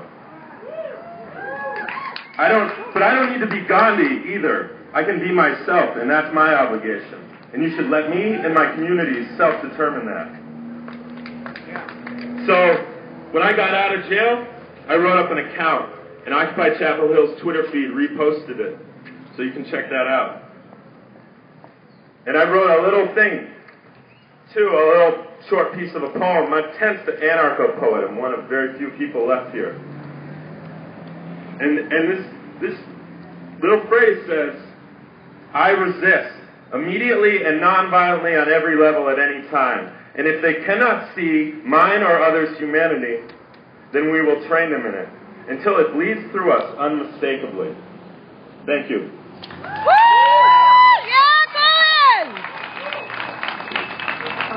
We have 6 more speakers, and then we're going to have a fabulously creative skit. Our next speaker is Alana. Yeah! Where's Alana? Woo! It's actually pronounced Alana like banana, but I'll let it slide. So, hello Chapel Hill, hello Franklin Street, hello Alana like banana. Hello, oops, okay, thanks David. Hi, all my fellow human beings. It's really great to see everyone today. So firstly, thank you for coming out on this normally regular Sunday, but beautiful afternoon, choosing to be here together. I stand before you as a member of the UNC student body, the Jewish faith, and the Occupy movement, clearly. But most importantly, I am a fellow member of this human community. A community that has historically been provided a physical common area where they can assemble, discuss, and share intellect. An emergency General Assembly for Occupy Chapel Hill Carborough was called this past Friday night, last Friday night I guess, in response to a perceived threat to our specific movement, to student activists, and to citizens citywide. This issue that has arisen in our community is sadly part of the trend seen on a national level, certainly on a global level. And if I might add, the Occupy encampments of D.C. are facing a related eviction threat for tomorrow, January 30th, And it saddens me to know that we must now defend what is legally ours from our own government, who should be morally responsible, as Colin was speaking of, to fight for the people and not against. However, it seems to me that there are powers out there that want to enforce these regulations, but only against certain factions of the population. Call me an idealist college student, but it seems to me that they're scared. I'm uplifted to see our community come together to protect these collective rights. Over this past winter break, I met Walkupy, the walking occupation, when they came through Chapel Hill, on their march from Martin Luther King Park in Washington, D.C. to Martin Luther King Park in Atlanta, Georgia. I marched with the group from Winston-Salem to Charlotte, going from Main Street in one town through Main Street in another. There are a lot of people on this planet, and I met a handful of them as I walked through my home state of North Carolina. Outreach was the name of the game, our #1 priority, and we did our best to spread the messages of Occupy. When communities mobilize and organize, we can achieve a more equitable world. We all must work together if justice is to be served. Roughly 90 miles of walking later, the group strolled into the urban theme park-like center of the global financial city of Charlotte, North Carolina. We took our last break blocks away from the Occupy Charlotte encampment in order to regroup and found ourselves listening to a street performer, Deo. Shortly thereafter, it was recommended that we check out a well-known mural in the window of a building nearby. We didn't realize it at first, but we had been sitting on the sidewalk in front of the Bank of America building. Law enforcement officers in tan and black, public and private, often lurk in the shadows of Occupy, and specifically Walkupy. They're not all, but from what I've experienced, many of them are just waiting to strike, whether with a flashlight, their own hands, or the long arm of the law. Not wanting to have myself arrested after the watchdogs launched their attack, I took a step back to watch the scene unfold. If you appeared to be with Occupy, you were harassed and threatened with arrest. We were harassed simply because we were protesters, not because we were protesting. The one dimension of the situation that upset me the most was not the fact that a police officer just grabbed my live streaming phone out of my hand, but the ludicrous notion that anybody else, all these people walking by, were allowed to walk on one side of a physical line drawn on the street. If you were closer to the building and you weren't with us, you were fine, but if you were part of us, you were going to be threatened with arrest. Those associated with Occupy were arrested for choosing to stand on the same side in order just to see a piece of art, which has been argued, I've since learned, predicts the coming of an occult new world order. It just doesn't make a whole lot of sense to me, and it seems that things never really did make any sense.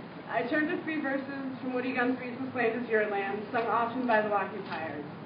As I went walking, I saw a sign there, and on that sign it said no trespassing. But on the other side, it didn't say nothing. That side was made for you and me. Nobody living can ever stop me as I go walking that freedom highway. Nobody living can ever make me turn back. This land was made for you and me. In the squares of the city, in the shadow of a steeple, by the relief office, I'd see my people. As they stood there hungry, I stood there asking, is this land still made for you and me? I will never stop questioning, I will never stop pushing for our rights, but we all must work together. Thank you. Woo!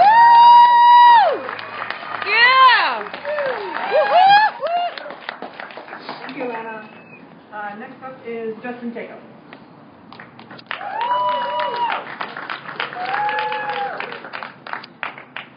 Hi, my name is Justin, and I'm a pro tanner first, and I kind of just say this together. Our civilization is killing this planet.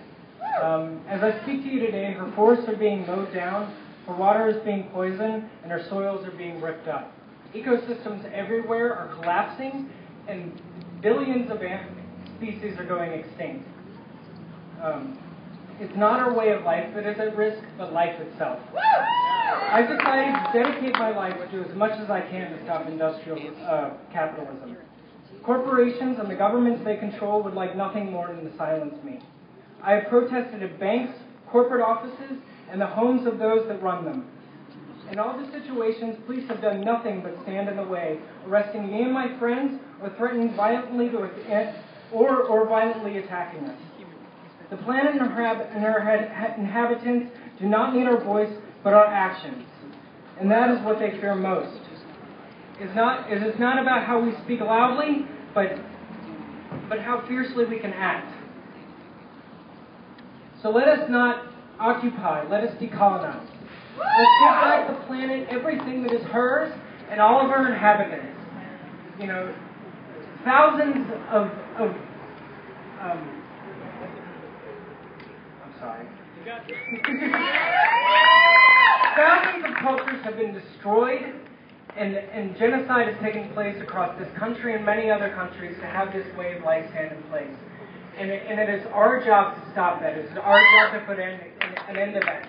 And when these and corporations and the government do nothing but push forward on this project of death and destruction, it is our job to stand in the way of them and do everything that we can to stop them. So when they put laws and they put guns in our faces, we'll do everything we can to prevent them. So, thank you.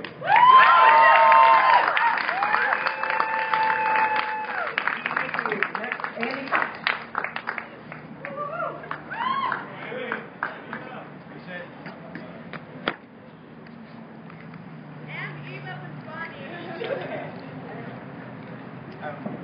Hi, my name's Andy. I'm a student and community activist.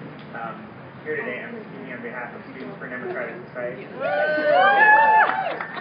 So, I guess I see, like, I agree with a lot of what's been said today. You know, these ordinances are just another way to keep people out of the way and let, you know, these corporations, like systems of government and, you know, in our case, in my case, the university, a public university that's being run more and more like this town is, like a corporation. And we're, as citizens or residents, people who are living in this area of this town, as our voice is being pushed out by ordinances like this, by a constant police presence that's has grown more extreme over the past couple of decades. There's we don't remember, but there's way more police around nowadays. The same kind of tactics are used to keep students' voices and out of the decision-making processes of the school, and to keep people who would be students from going and receiving a public education. Thanks, Andy. Hi, my name is Eva Pinchonia. I also work with Chapel Hill SDS, Students for Democratic Society, and I also work in the area with Raleigh Fifth. Wow, I'm so short. This microphone is kind of big. Yeah, it's I feel Well, I don't remember what the gentleman's name was who said he's representing graduate students. And he was talking about a word that graduate students think about as privatization. Now, I might not be a graduate student, but again and again in my life, I've been thinking about privatization. Why is that? I mean, I think what Andy's saying is that the school, UNC Chapel Hill, is just one aspect of our education system that should be public that's being privatized. Yeah. Recently, they lifted the cap on how many charter schools could be in North Carolina, and now we have some charter schools with good intentions, and then a lot of charter schools that are just for-profit companies and people on school boards who are for the privatization of education, being on a public school board. More and more you get that, and it's even K through 12 is being run like a corporation. And then at UNC, privatization is at so many different levels. For example, we have these kind of austerity measures and budget cuts, cutting how many classes and teachers and salaries. But the budget for the athletics department and the overall branding of the university is all the same. The branding of the school, the business part of the school that brings in the corporate dollars is not being threatened. And why is it that, we have to feel but what about the basketball scholarships that provides? Why don't we have an equal access to a high-quality education for kids K through 12 all the way to higher education, if that's what you said? I think that, it's really more a question of that. And looking at, how, there's people on campus saying we should just cut the Pell Grants, we should cut all need-based aid. I think about how draconian that seems when it says that, only those who are worth it, only those who have really worked hard. When we look at the inequalities in our public education system, that's really absurd to me. That might not be a graduate student, but I definitely think about it. And I think a part of the reason that, a love and a criticism that I've had of the the United States movement, not necessarily Occupy Chapel Hill, is that I hear the phrase that, capitalism has gone wrong, or we need to fix capitalism. But what I feel like is that capitalism has always been at fault. And for people like me, the world has always felt privatized for people like me. And now that it feels privatized for people who can, have a little bit of privilege most of their life and aren't used to having the government encroach on them, say, wow, we really need to fix capitalism. But I think really privatization at all levels needs to be changed. And we need to have a real equality, like you were saying, I don't know your name either. And we really need to change what we're looking at. And I really like that about Occupy Chapel Hill because I feel like okay and safe to say that at a microphone and have those conversations. But not all the occupiers I've been to I've felt that way. I'm not going to talk for too long because I know we have a cool skit to watch. But another thing is in terms of student voices, one of the brands, so to speak, of the student body, of the Carolina spirit, is like excellence with heart, or social justice and a good education. I always think that's BS. I think that's a bunch of BS because we have a bunch of non-radicalized students at UNC Chapel Hill who are complacent, who walk by Occupy Chapel Hill and say, get a job, who don't know what they're talking about. Who we say, excellence of the heart, do you mean the overwhelming, the Greek system on campus? And, we've had this institution, very, very radical, of the campus Y for social justice in the past. And now, as the years have gone by, they've tried to de-radicalize and take away student power and, make it institutionalized. Finally, this year, with some of my friends in the campus Y, we're coming back to our social justice roots. And actually, 2 weeks from now, when is it? February 10th, we're going to have a big direct action. Wow. At the Board of Governors meeting. Nice! We want all of you there. Yeah! We have to take back our school because if the Board of Governors is who is supposed to represent students, but how do you get a seat on the Board of Governors? With your money, So we're looking at privatization at so many different levels that it's almost overwhelming to think about how we can get out of this system because, you're right, these selective laws about, how big your signs are, this is all part of this BS that even as students we have to approach it certain social justice things, that's okay. But these things, these louder kids, that's, not acceptable. We can't, but now we have a united social justice community right now, and it's an opportunity. I'm not a student at UNC anymore because I couldn't afford to finish school, because privatization happened.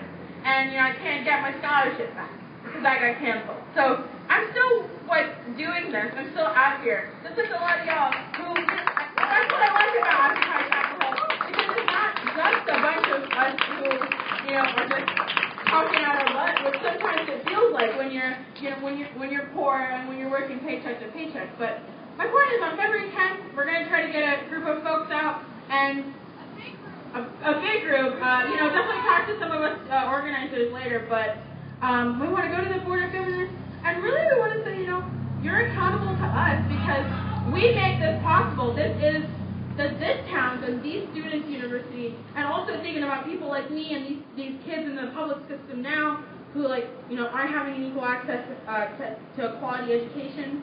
I think it's really a systematic issue. I want to say thanks for letting me say my thing. So,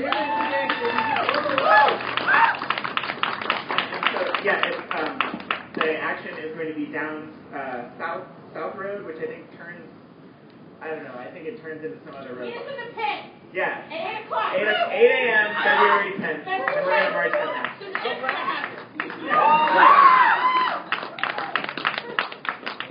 Hey, Miss Candace, come on up.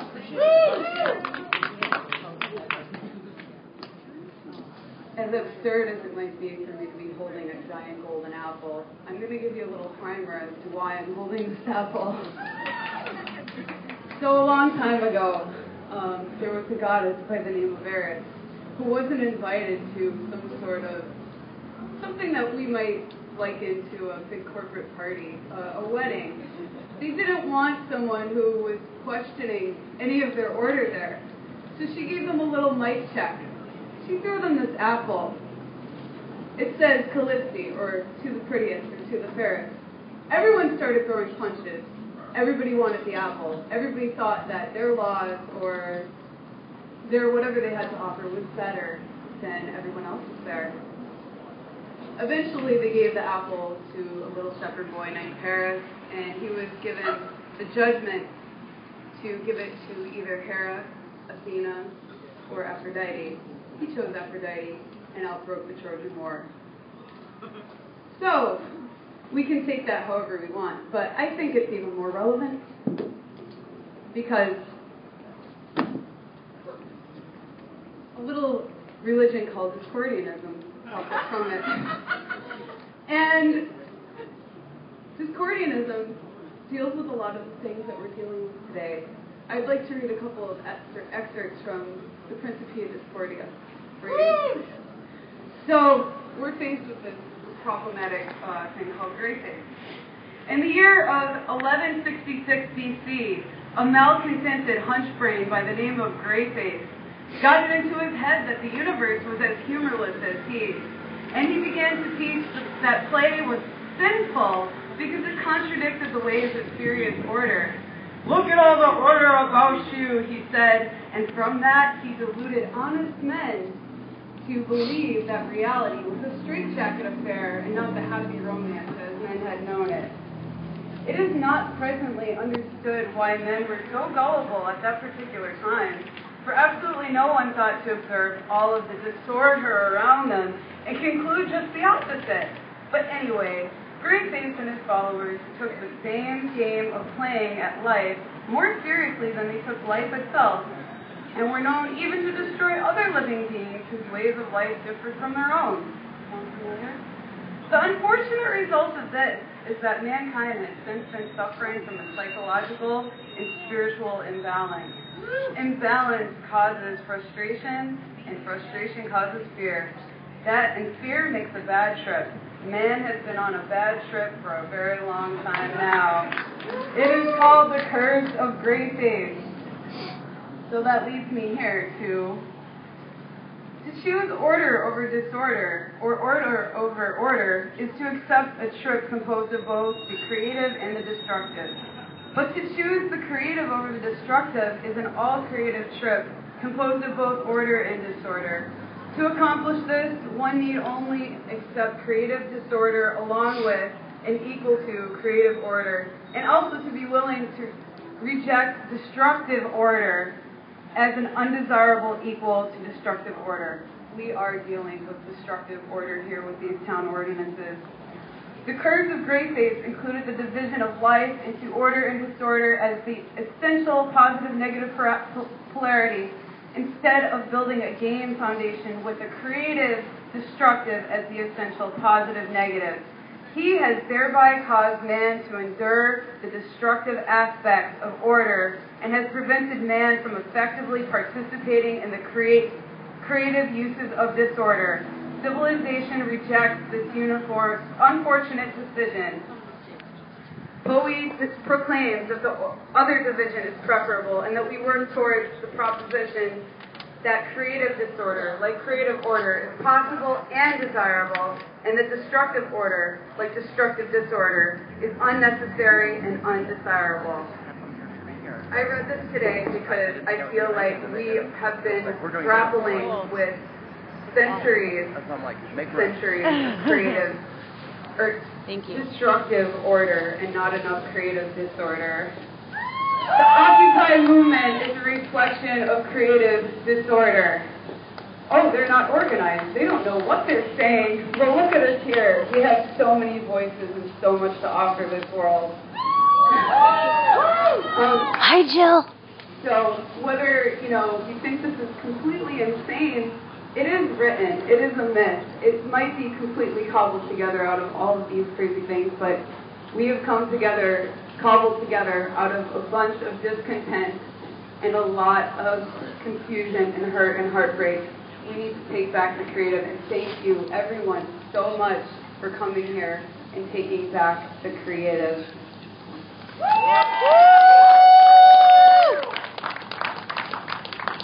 Alrighty, thank you. Heather? Heather's got a poem, I think.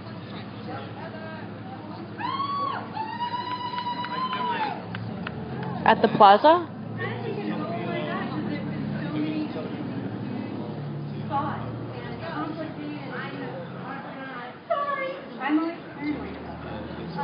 There have been so many huge, wonderful thoughts, so much of it beautifully put, things that are beyond us, not just the concept, it's not just local, that the local is the global, that there's a historical element there. Everything is connected up, and there's so much to consider, and at the same time figure out where you are in the middle of it. And I love the idea that a lot of it has to do with who we think we are and what it is that we're going to do. I just have a little poem that is about a small thing, except it's a huge thing, and this is what, this is partly about. It's an E.E. Cummings poem. It's been one of my favorite ever since I was a little kid, and I really think it reflects one of the things we wrote, I guess, in our statement earlier, a press statement, was that we represent both dreams and despair, a desperation that people are feeling these days. So this does go back to the individuals that I think speak. Oh, Jill, I'm sorry. We're just having GA after this. But there's a skit coming up soon. Was nothing. And nothing exactly what anyone living or somebody dead, even like a poet, could hardly express. What I mean is, what knocked him over wasn't, for instance, the knowing your whole life, yes, goddamn life is a flop. Or even to feel how everything, dreamed and hoped and prayed for, months and weeks and days and years and nights and forever, is less than nothing. Which would have been something. What got him? Nothing.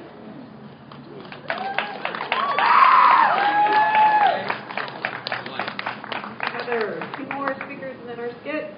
Next up is Alex Pratt.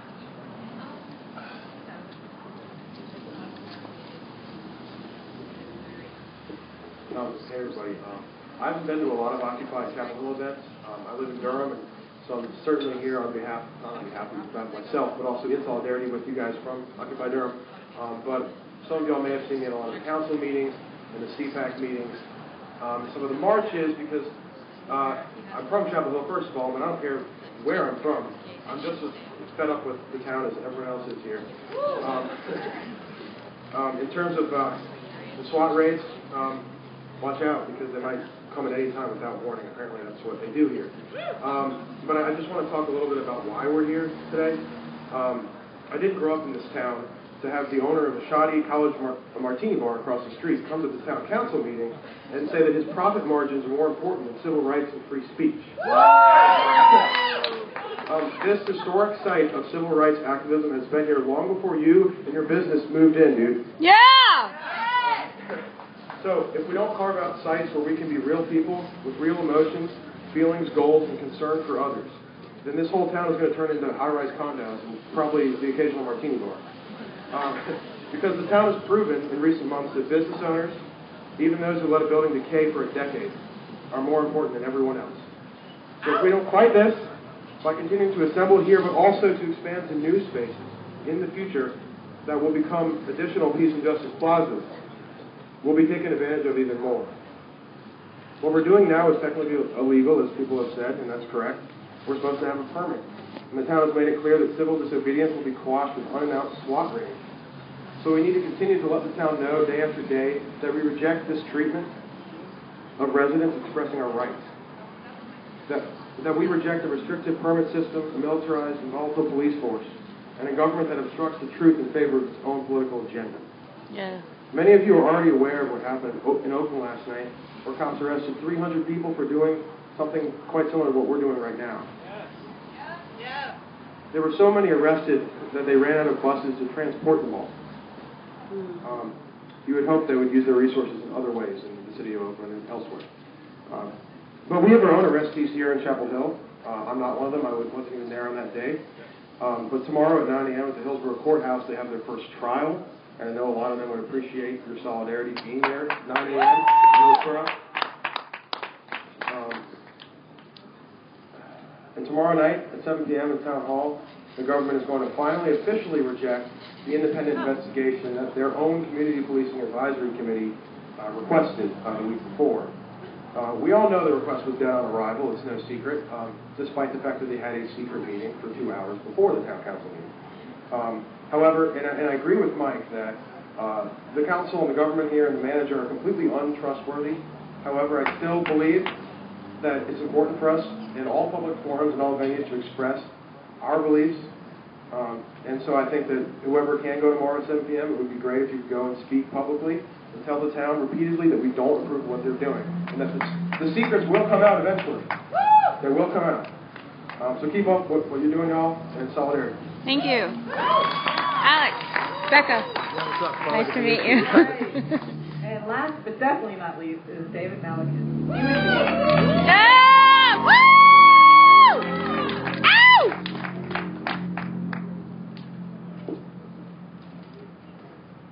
I am a human being, and my words are my weapons.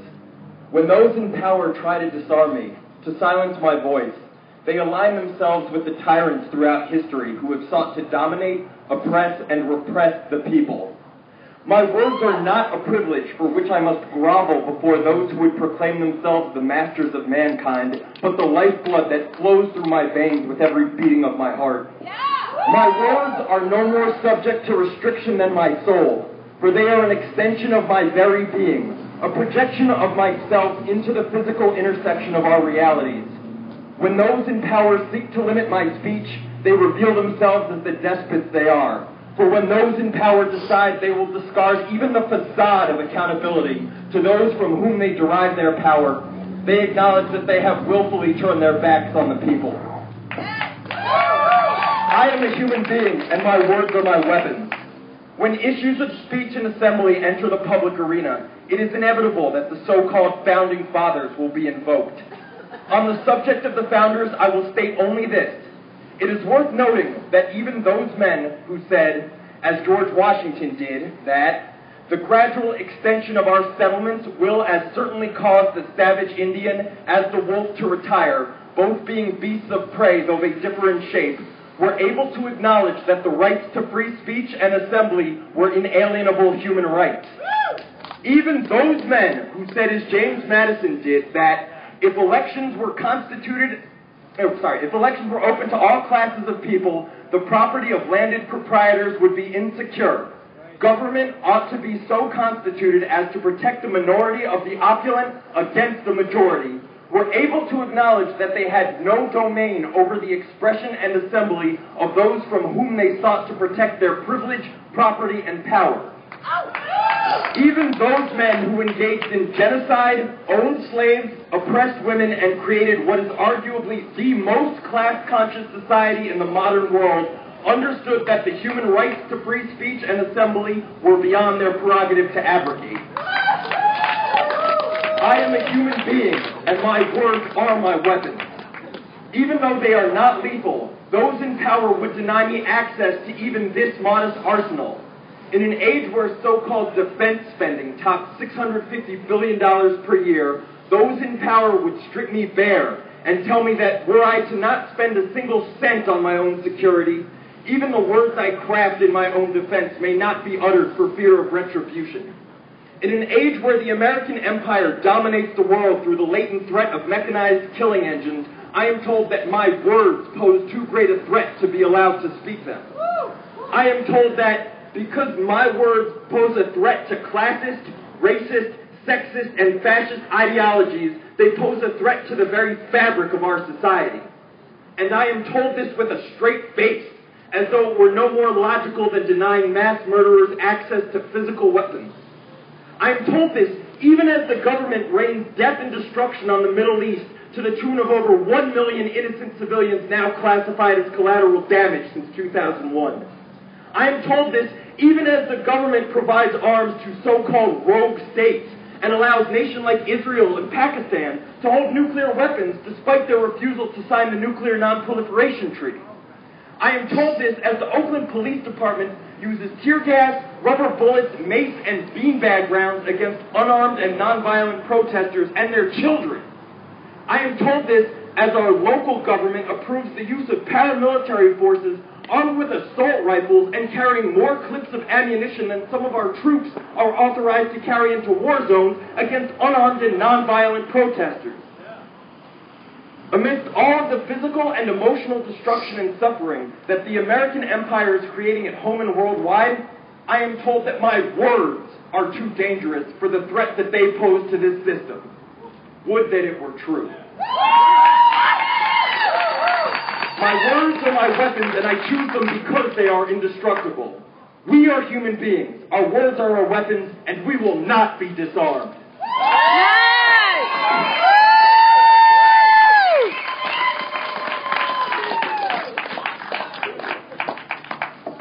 Thank you. Introducing our skit, Tell Them's What's Has Got, or Property is Theft.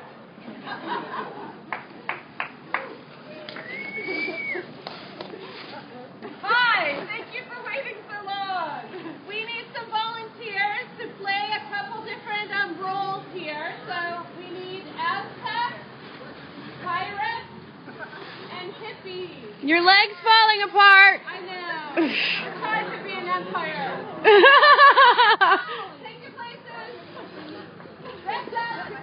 Maybe Taylor.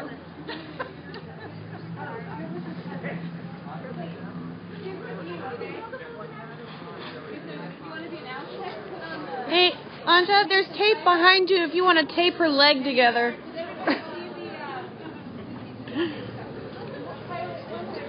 Medic! Medic for her leg!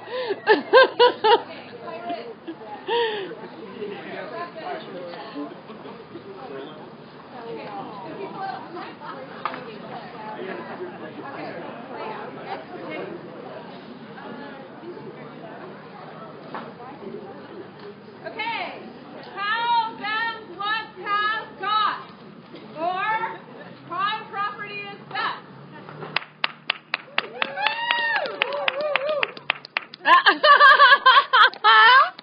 Once upon a time, in, say, 1492, Columbus sailed the ocean blue.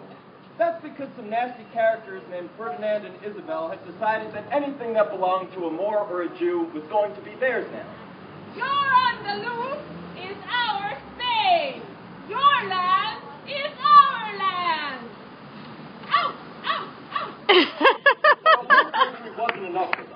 No. They wanted more, and leaned on Jewish leaders to help pay for Columbus's trip in unfulfilled hopes of trying to find a new home. When Spaniards got to the New World, they did the same thing. What I'm about to read was actually read aloud to the indigenous peoples of the Americas. I'm giving you the Reader's Digest condensed version.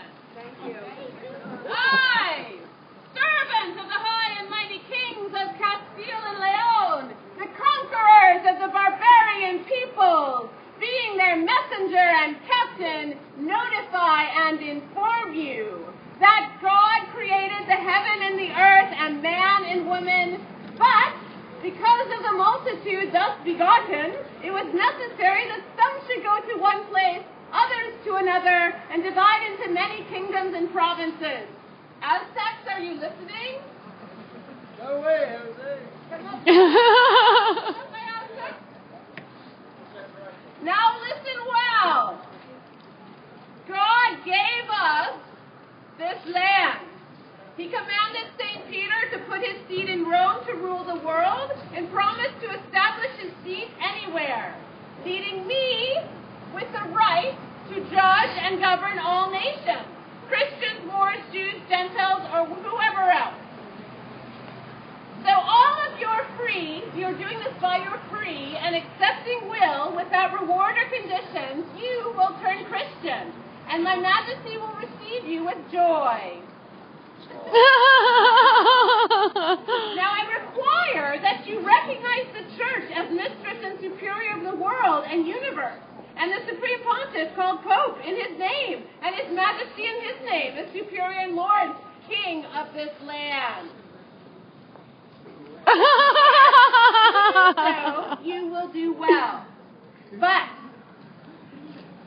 if you do not do this and maliciously set delays, I assure you that with God's aid, I shall enter with power among you and shall make war on you on all sides and in every way I can, and subject you to the yoke and obedience of the church and his majesty. And I shall take your wives and children and make them slaves, and shall sell them as such and dispose of them as his majesty commands. And I shall take your property and shall do you all the harm I can.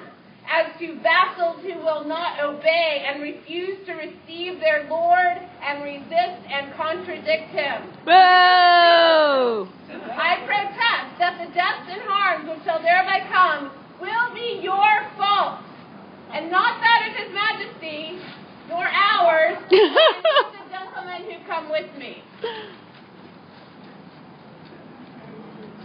This land is our land, your corn is our corn, your chocolate is our chocolate, your silver and gold are our silver and gold, and in return, our God is your God. Oh! That's actually what they said. The Mohawks, Arawaks, Caribes, Aztecs, Incas, Aymaras, Quichuas, and many more said, "No way, Jose!" I can't hear you.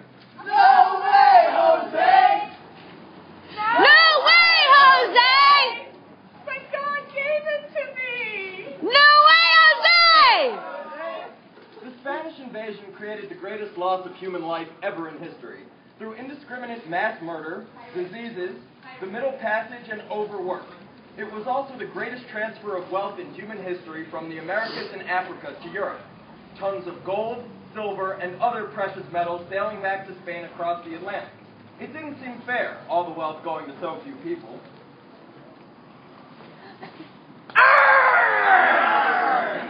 Piracy is a hanging offense! I can't hear you.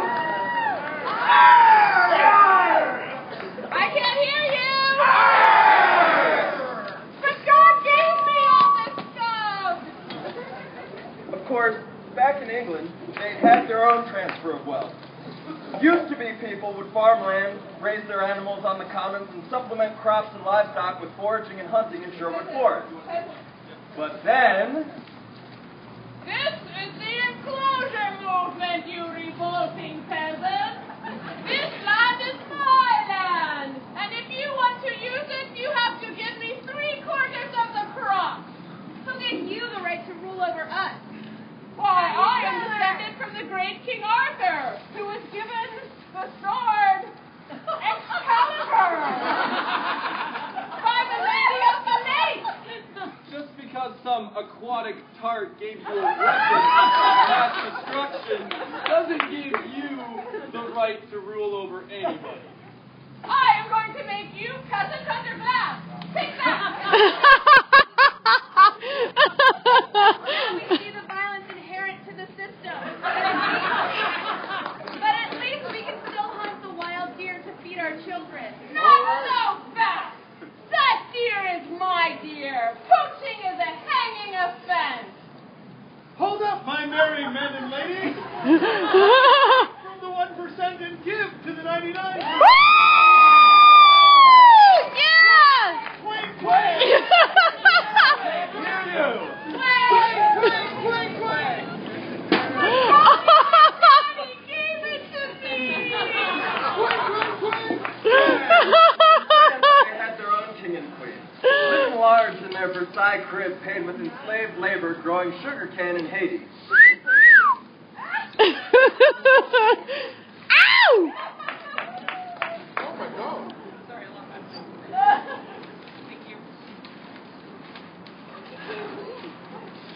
I'm Marie Antoinette. Your body is my body, to sell or kill as I see fit. Your neighbor is my neighbor. Your babies are my babies. When starving people asked for bread, she said, Let those kids work as custodians if they want to. "That's not a queen. That's a much lower life form, a newt."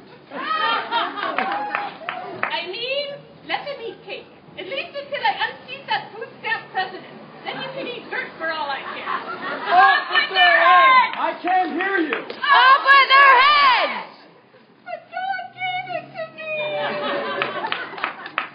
forward a few hundred years to the U.S., where people are agitating for an end to Jim Crow, racism, sexism, and war.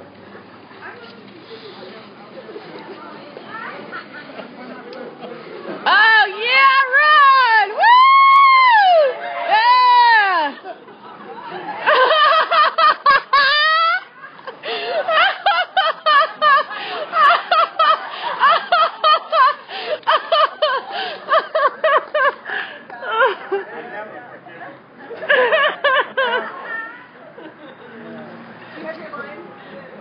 My viewers are loving this, Ron.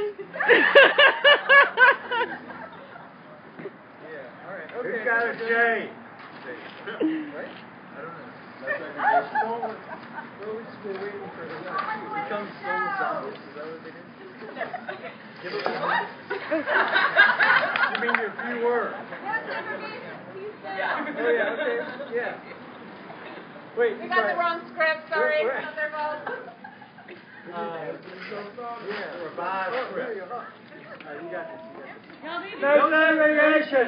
Peace now. Rosa Parks fast so we can walk by any means necessary. I've got a plan. Just kill a few of them and then build them all. Make their roads our streets at South Point. You'll be a job creator, more cops, more prisons. No one can complain. So it's like sidewalks, but they're private.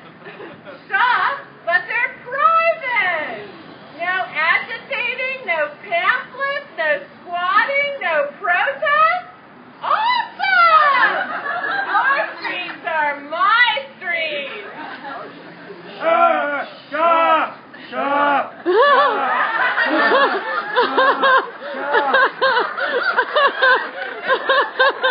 The market gave it to me. Oh, God. Today in 2012, another comment. The electronic frontier, the information we produce and share and pay for with our taxes, is also now being enclosed.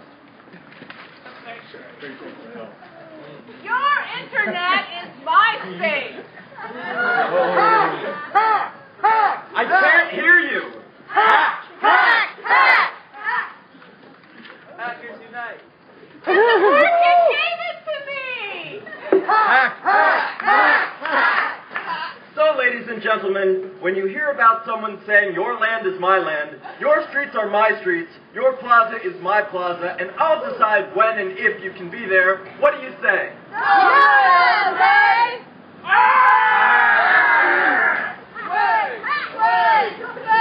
Up with their heads!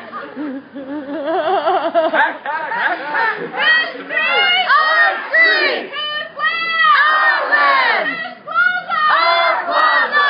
Chapel Hill! Our Chapel Hill! His Scarborough! Our Scarborough! Yeah! That's awesome. So we wanted to finish by sharing the cool song, This Land is Your Land. If you don't know all the lyrics, please take them. You've got a...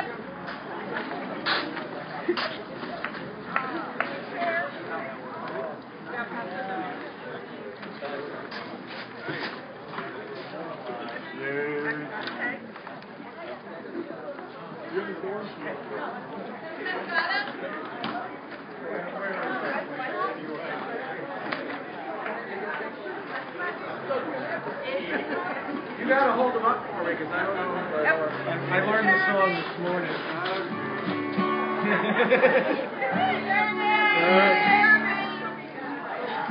This land is our land, this land is my land, from California to New York Island, from Redwood Forest to the Gulf Stream water. This land was made for you and me. Walking a renowned highway, I saw above me an endless sky.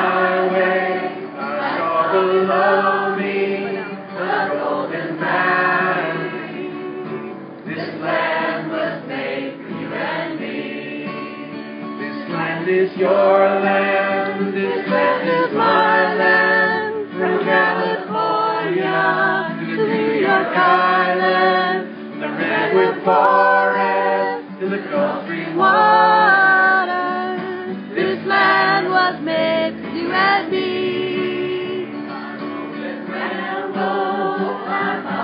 Footsteps through sparkling sands of forgotten deserts, and all around me a wondrous sight. This land was made for you and me. This land is your land, this land is my land, from California to the New York Island, from the redwood forest to the Gulf Stream waters. This land was made for you and me.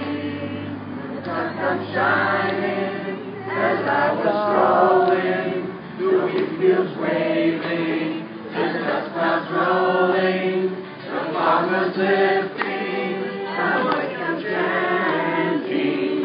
This land was made for you and me. Sing it again! This land is your land. This land is my land, from California to the New York Islands, Waters. This land was made for you and me. As I was walking, I saw a sign there, and that sign said, "The villagers passing, but on the side, it didn't take nothing." This land was made for you and me. This land is your land, this land is my land, from California To the New York Island, to the redwood forest to the Gulf Stream waters. this land was made for you and me. Pleasant city, in shadow steeple, my dream of rest. I see my people, and come on grumbling, and come on wanting. This land was made for you and me. This land is your land, this land is my land, From California to the New York Island, from the redwood forest to the sunny waters. This land was made for you and me. this land is your land. This land is my land, from California to the New York Island, from the redwood forest To the Gulf Stream waters. This land was made for you and me.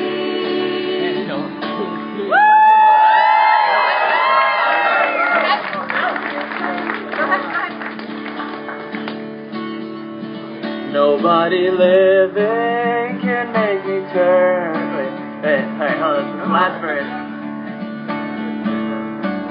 Nobody living can make it. Oh, as we were walking that freeway, as we were walking that freeway. Alright.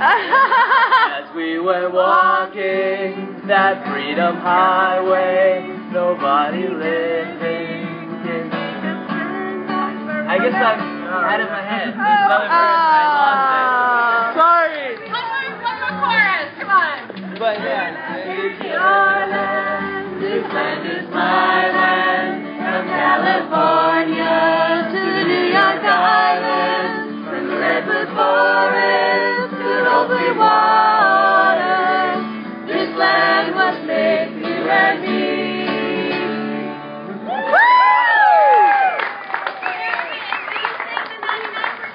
Yes, hold on 1 second. Yeah, I got to 1 second.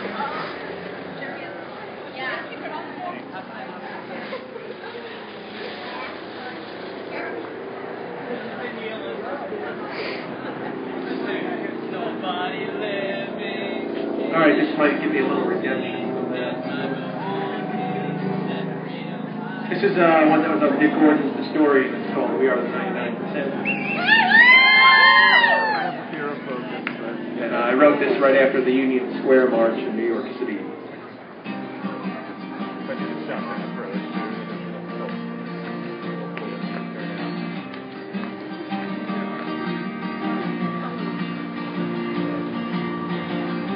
They can take our money, they can take our home. They can steal the future, mortgage our soul. Occupy the politicians' minds, buy the truth and sell its lies. But there's a rising on Wall Street. I am you and you are me. We are the 99%. Right side of love and history.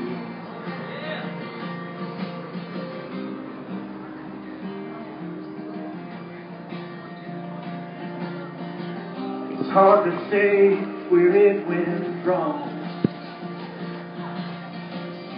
Decades before we end this song. Through the banksters and the war.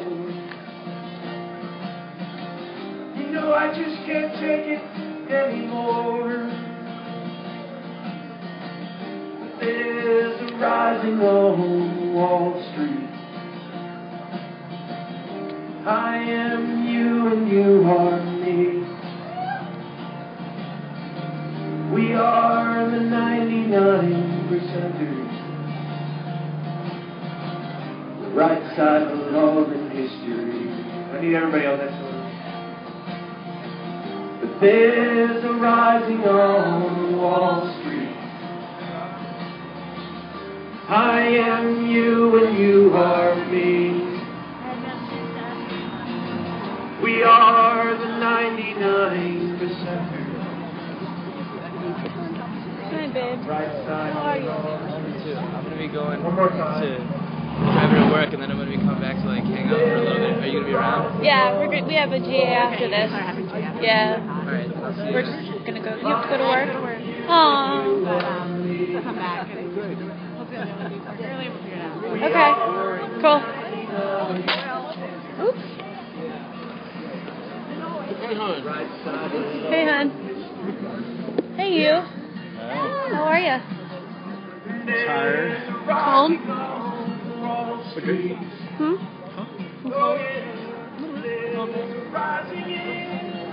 You've been hiding out back here. Mm-hmm. We are the 99%ers. Right side of love and history. Yeah.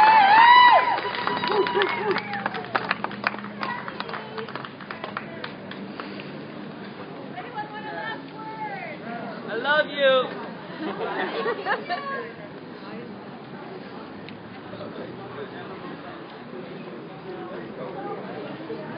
Just want to say thank you for coming, and we really appreciate all of your support. You don't have to film me, it's okay. Not usually in front of the camera. We're going to have our GA now, so feel free to stay for GA if you want to, and see how that process goes. But just really wanted to thank everybody for coming out. It means a lot to us, so thank you.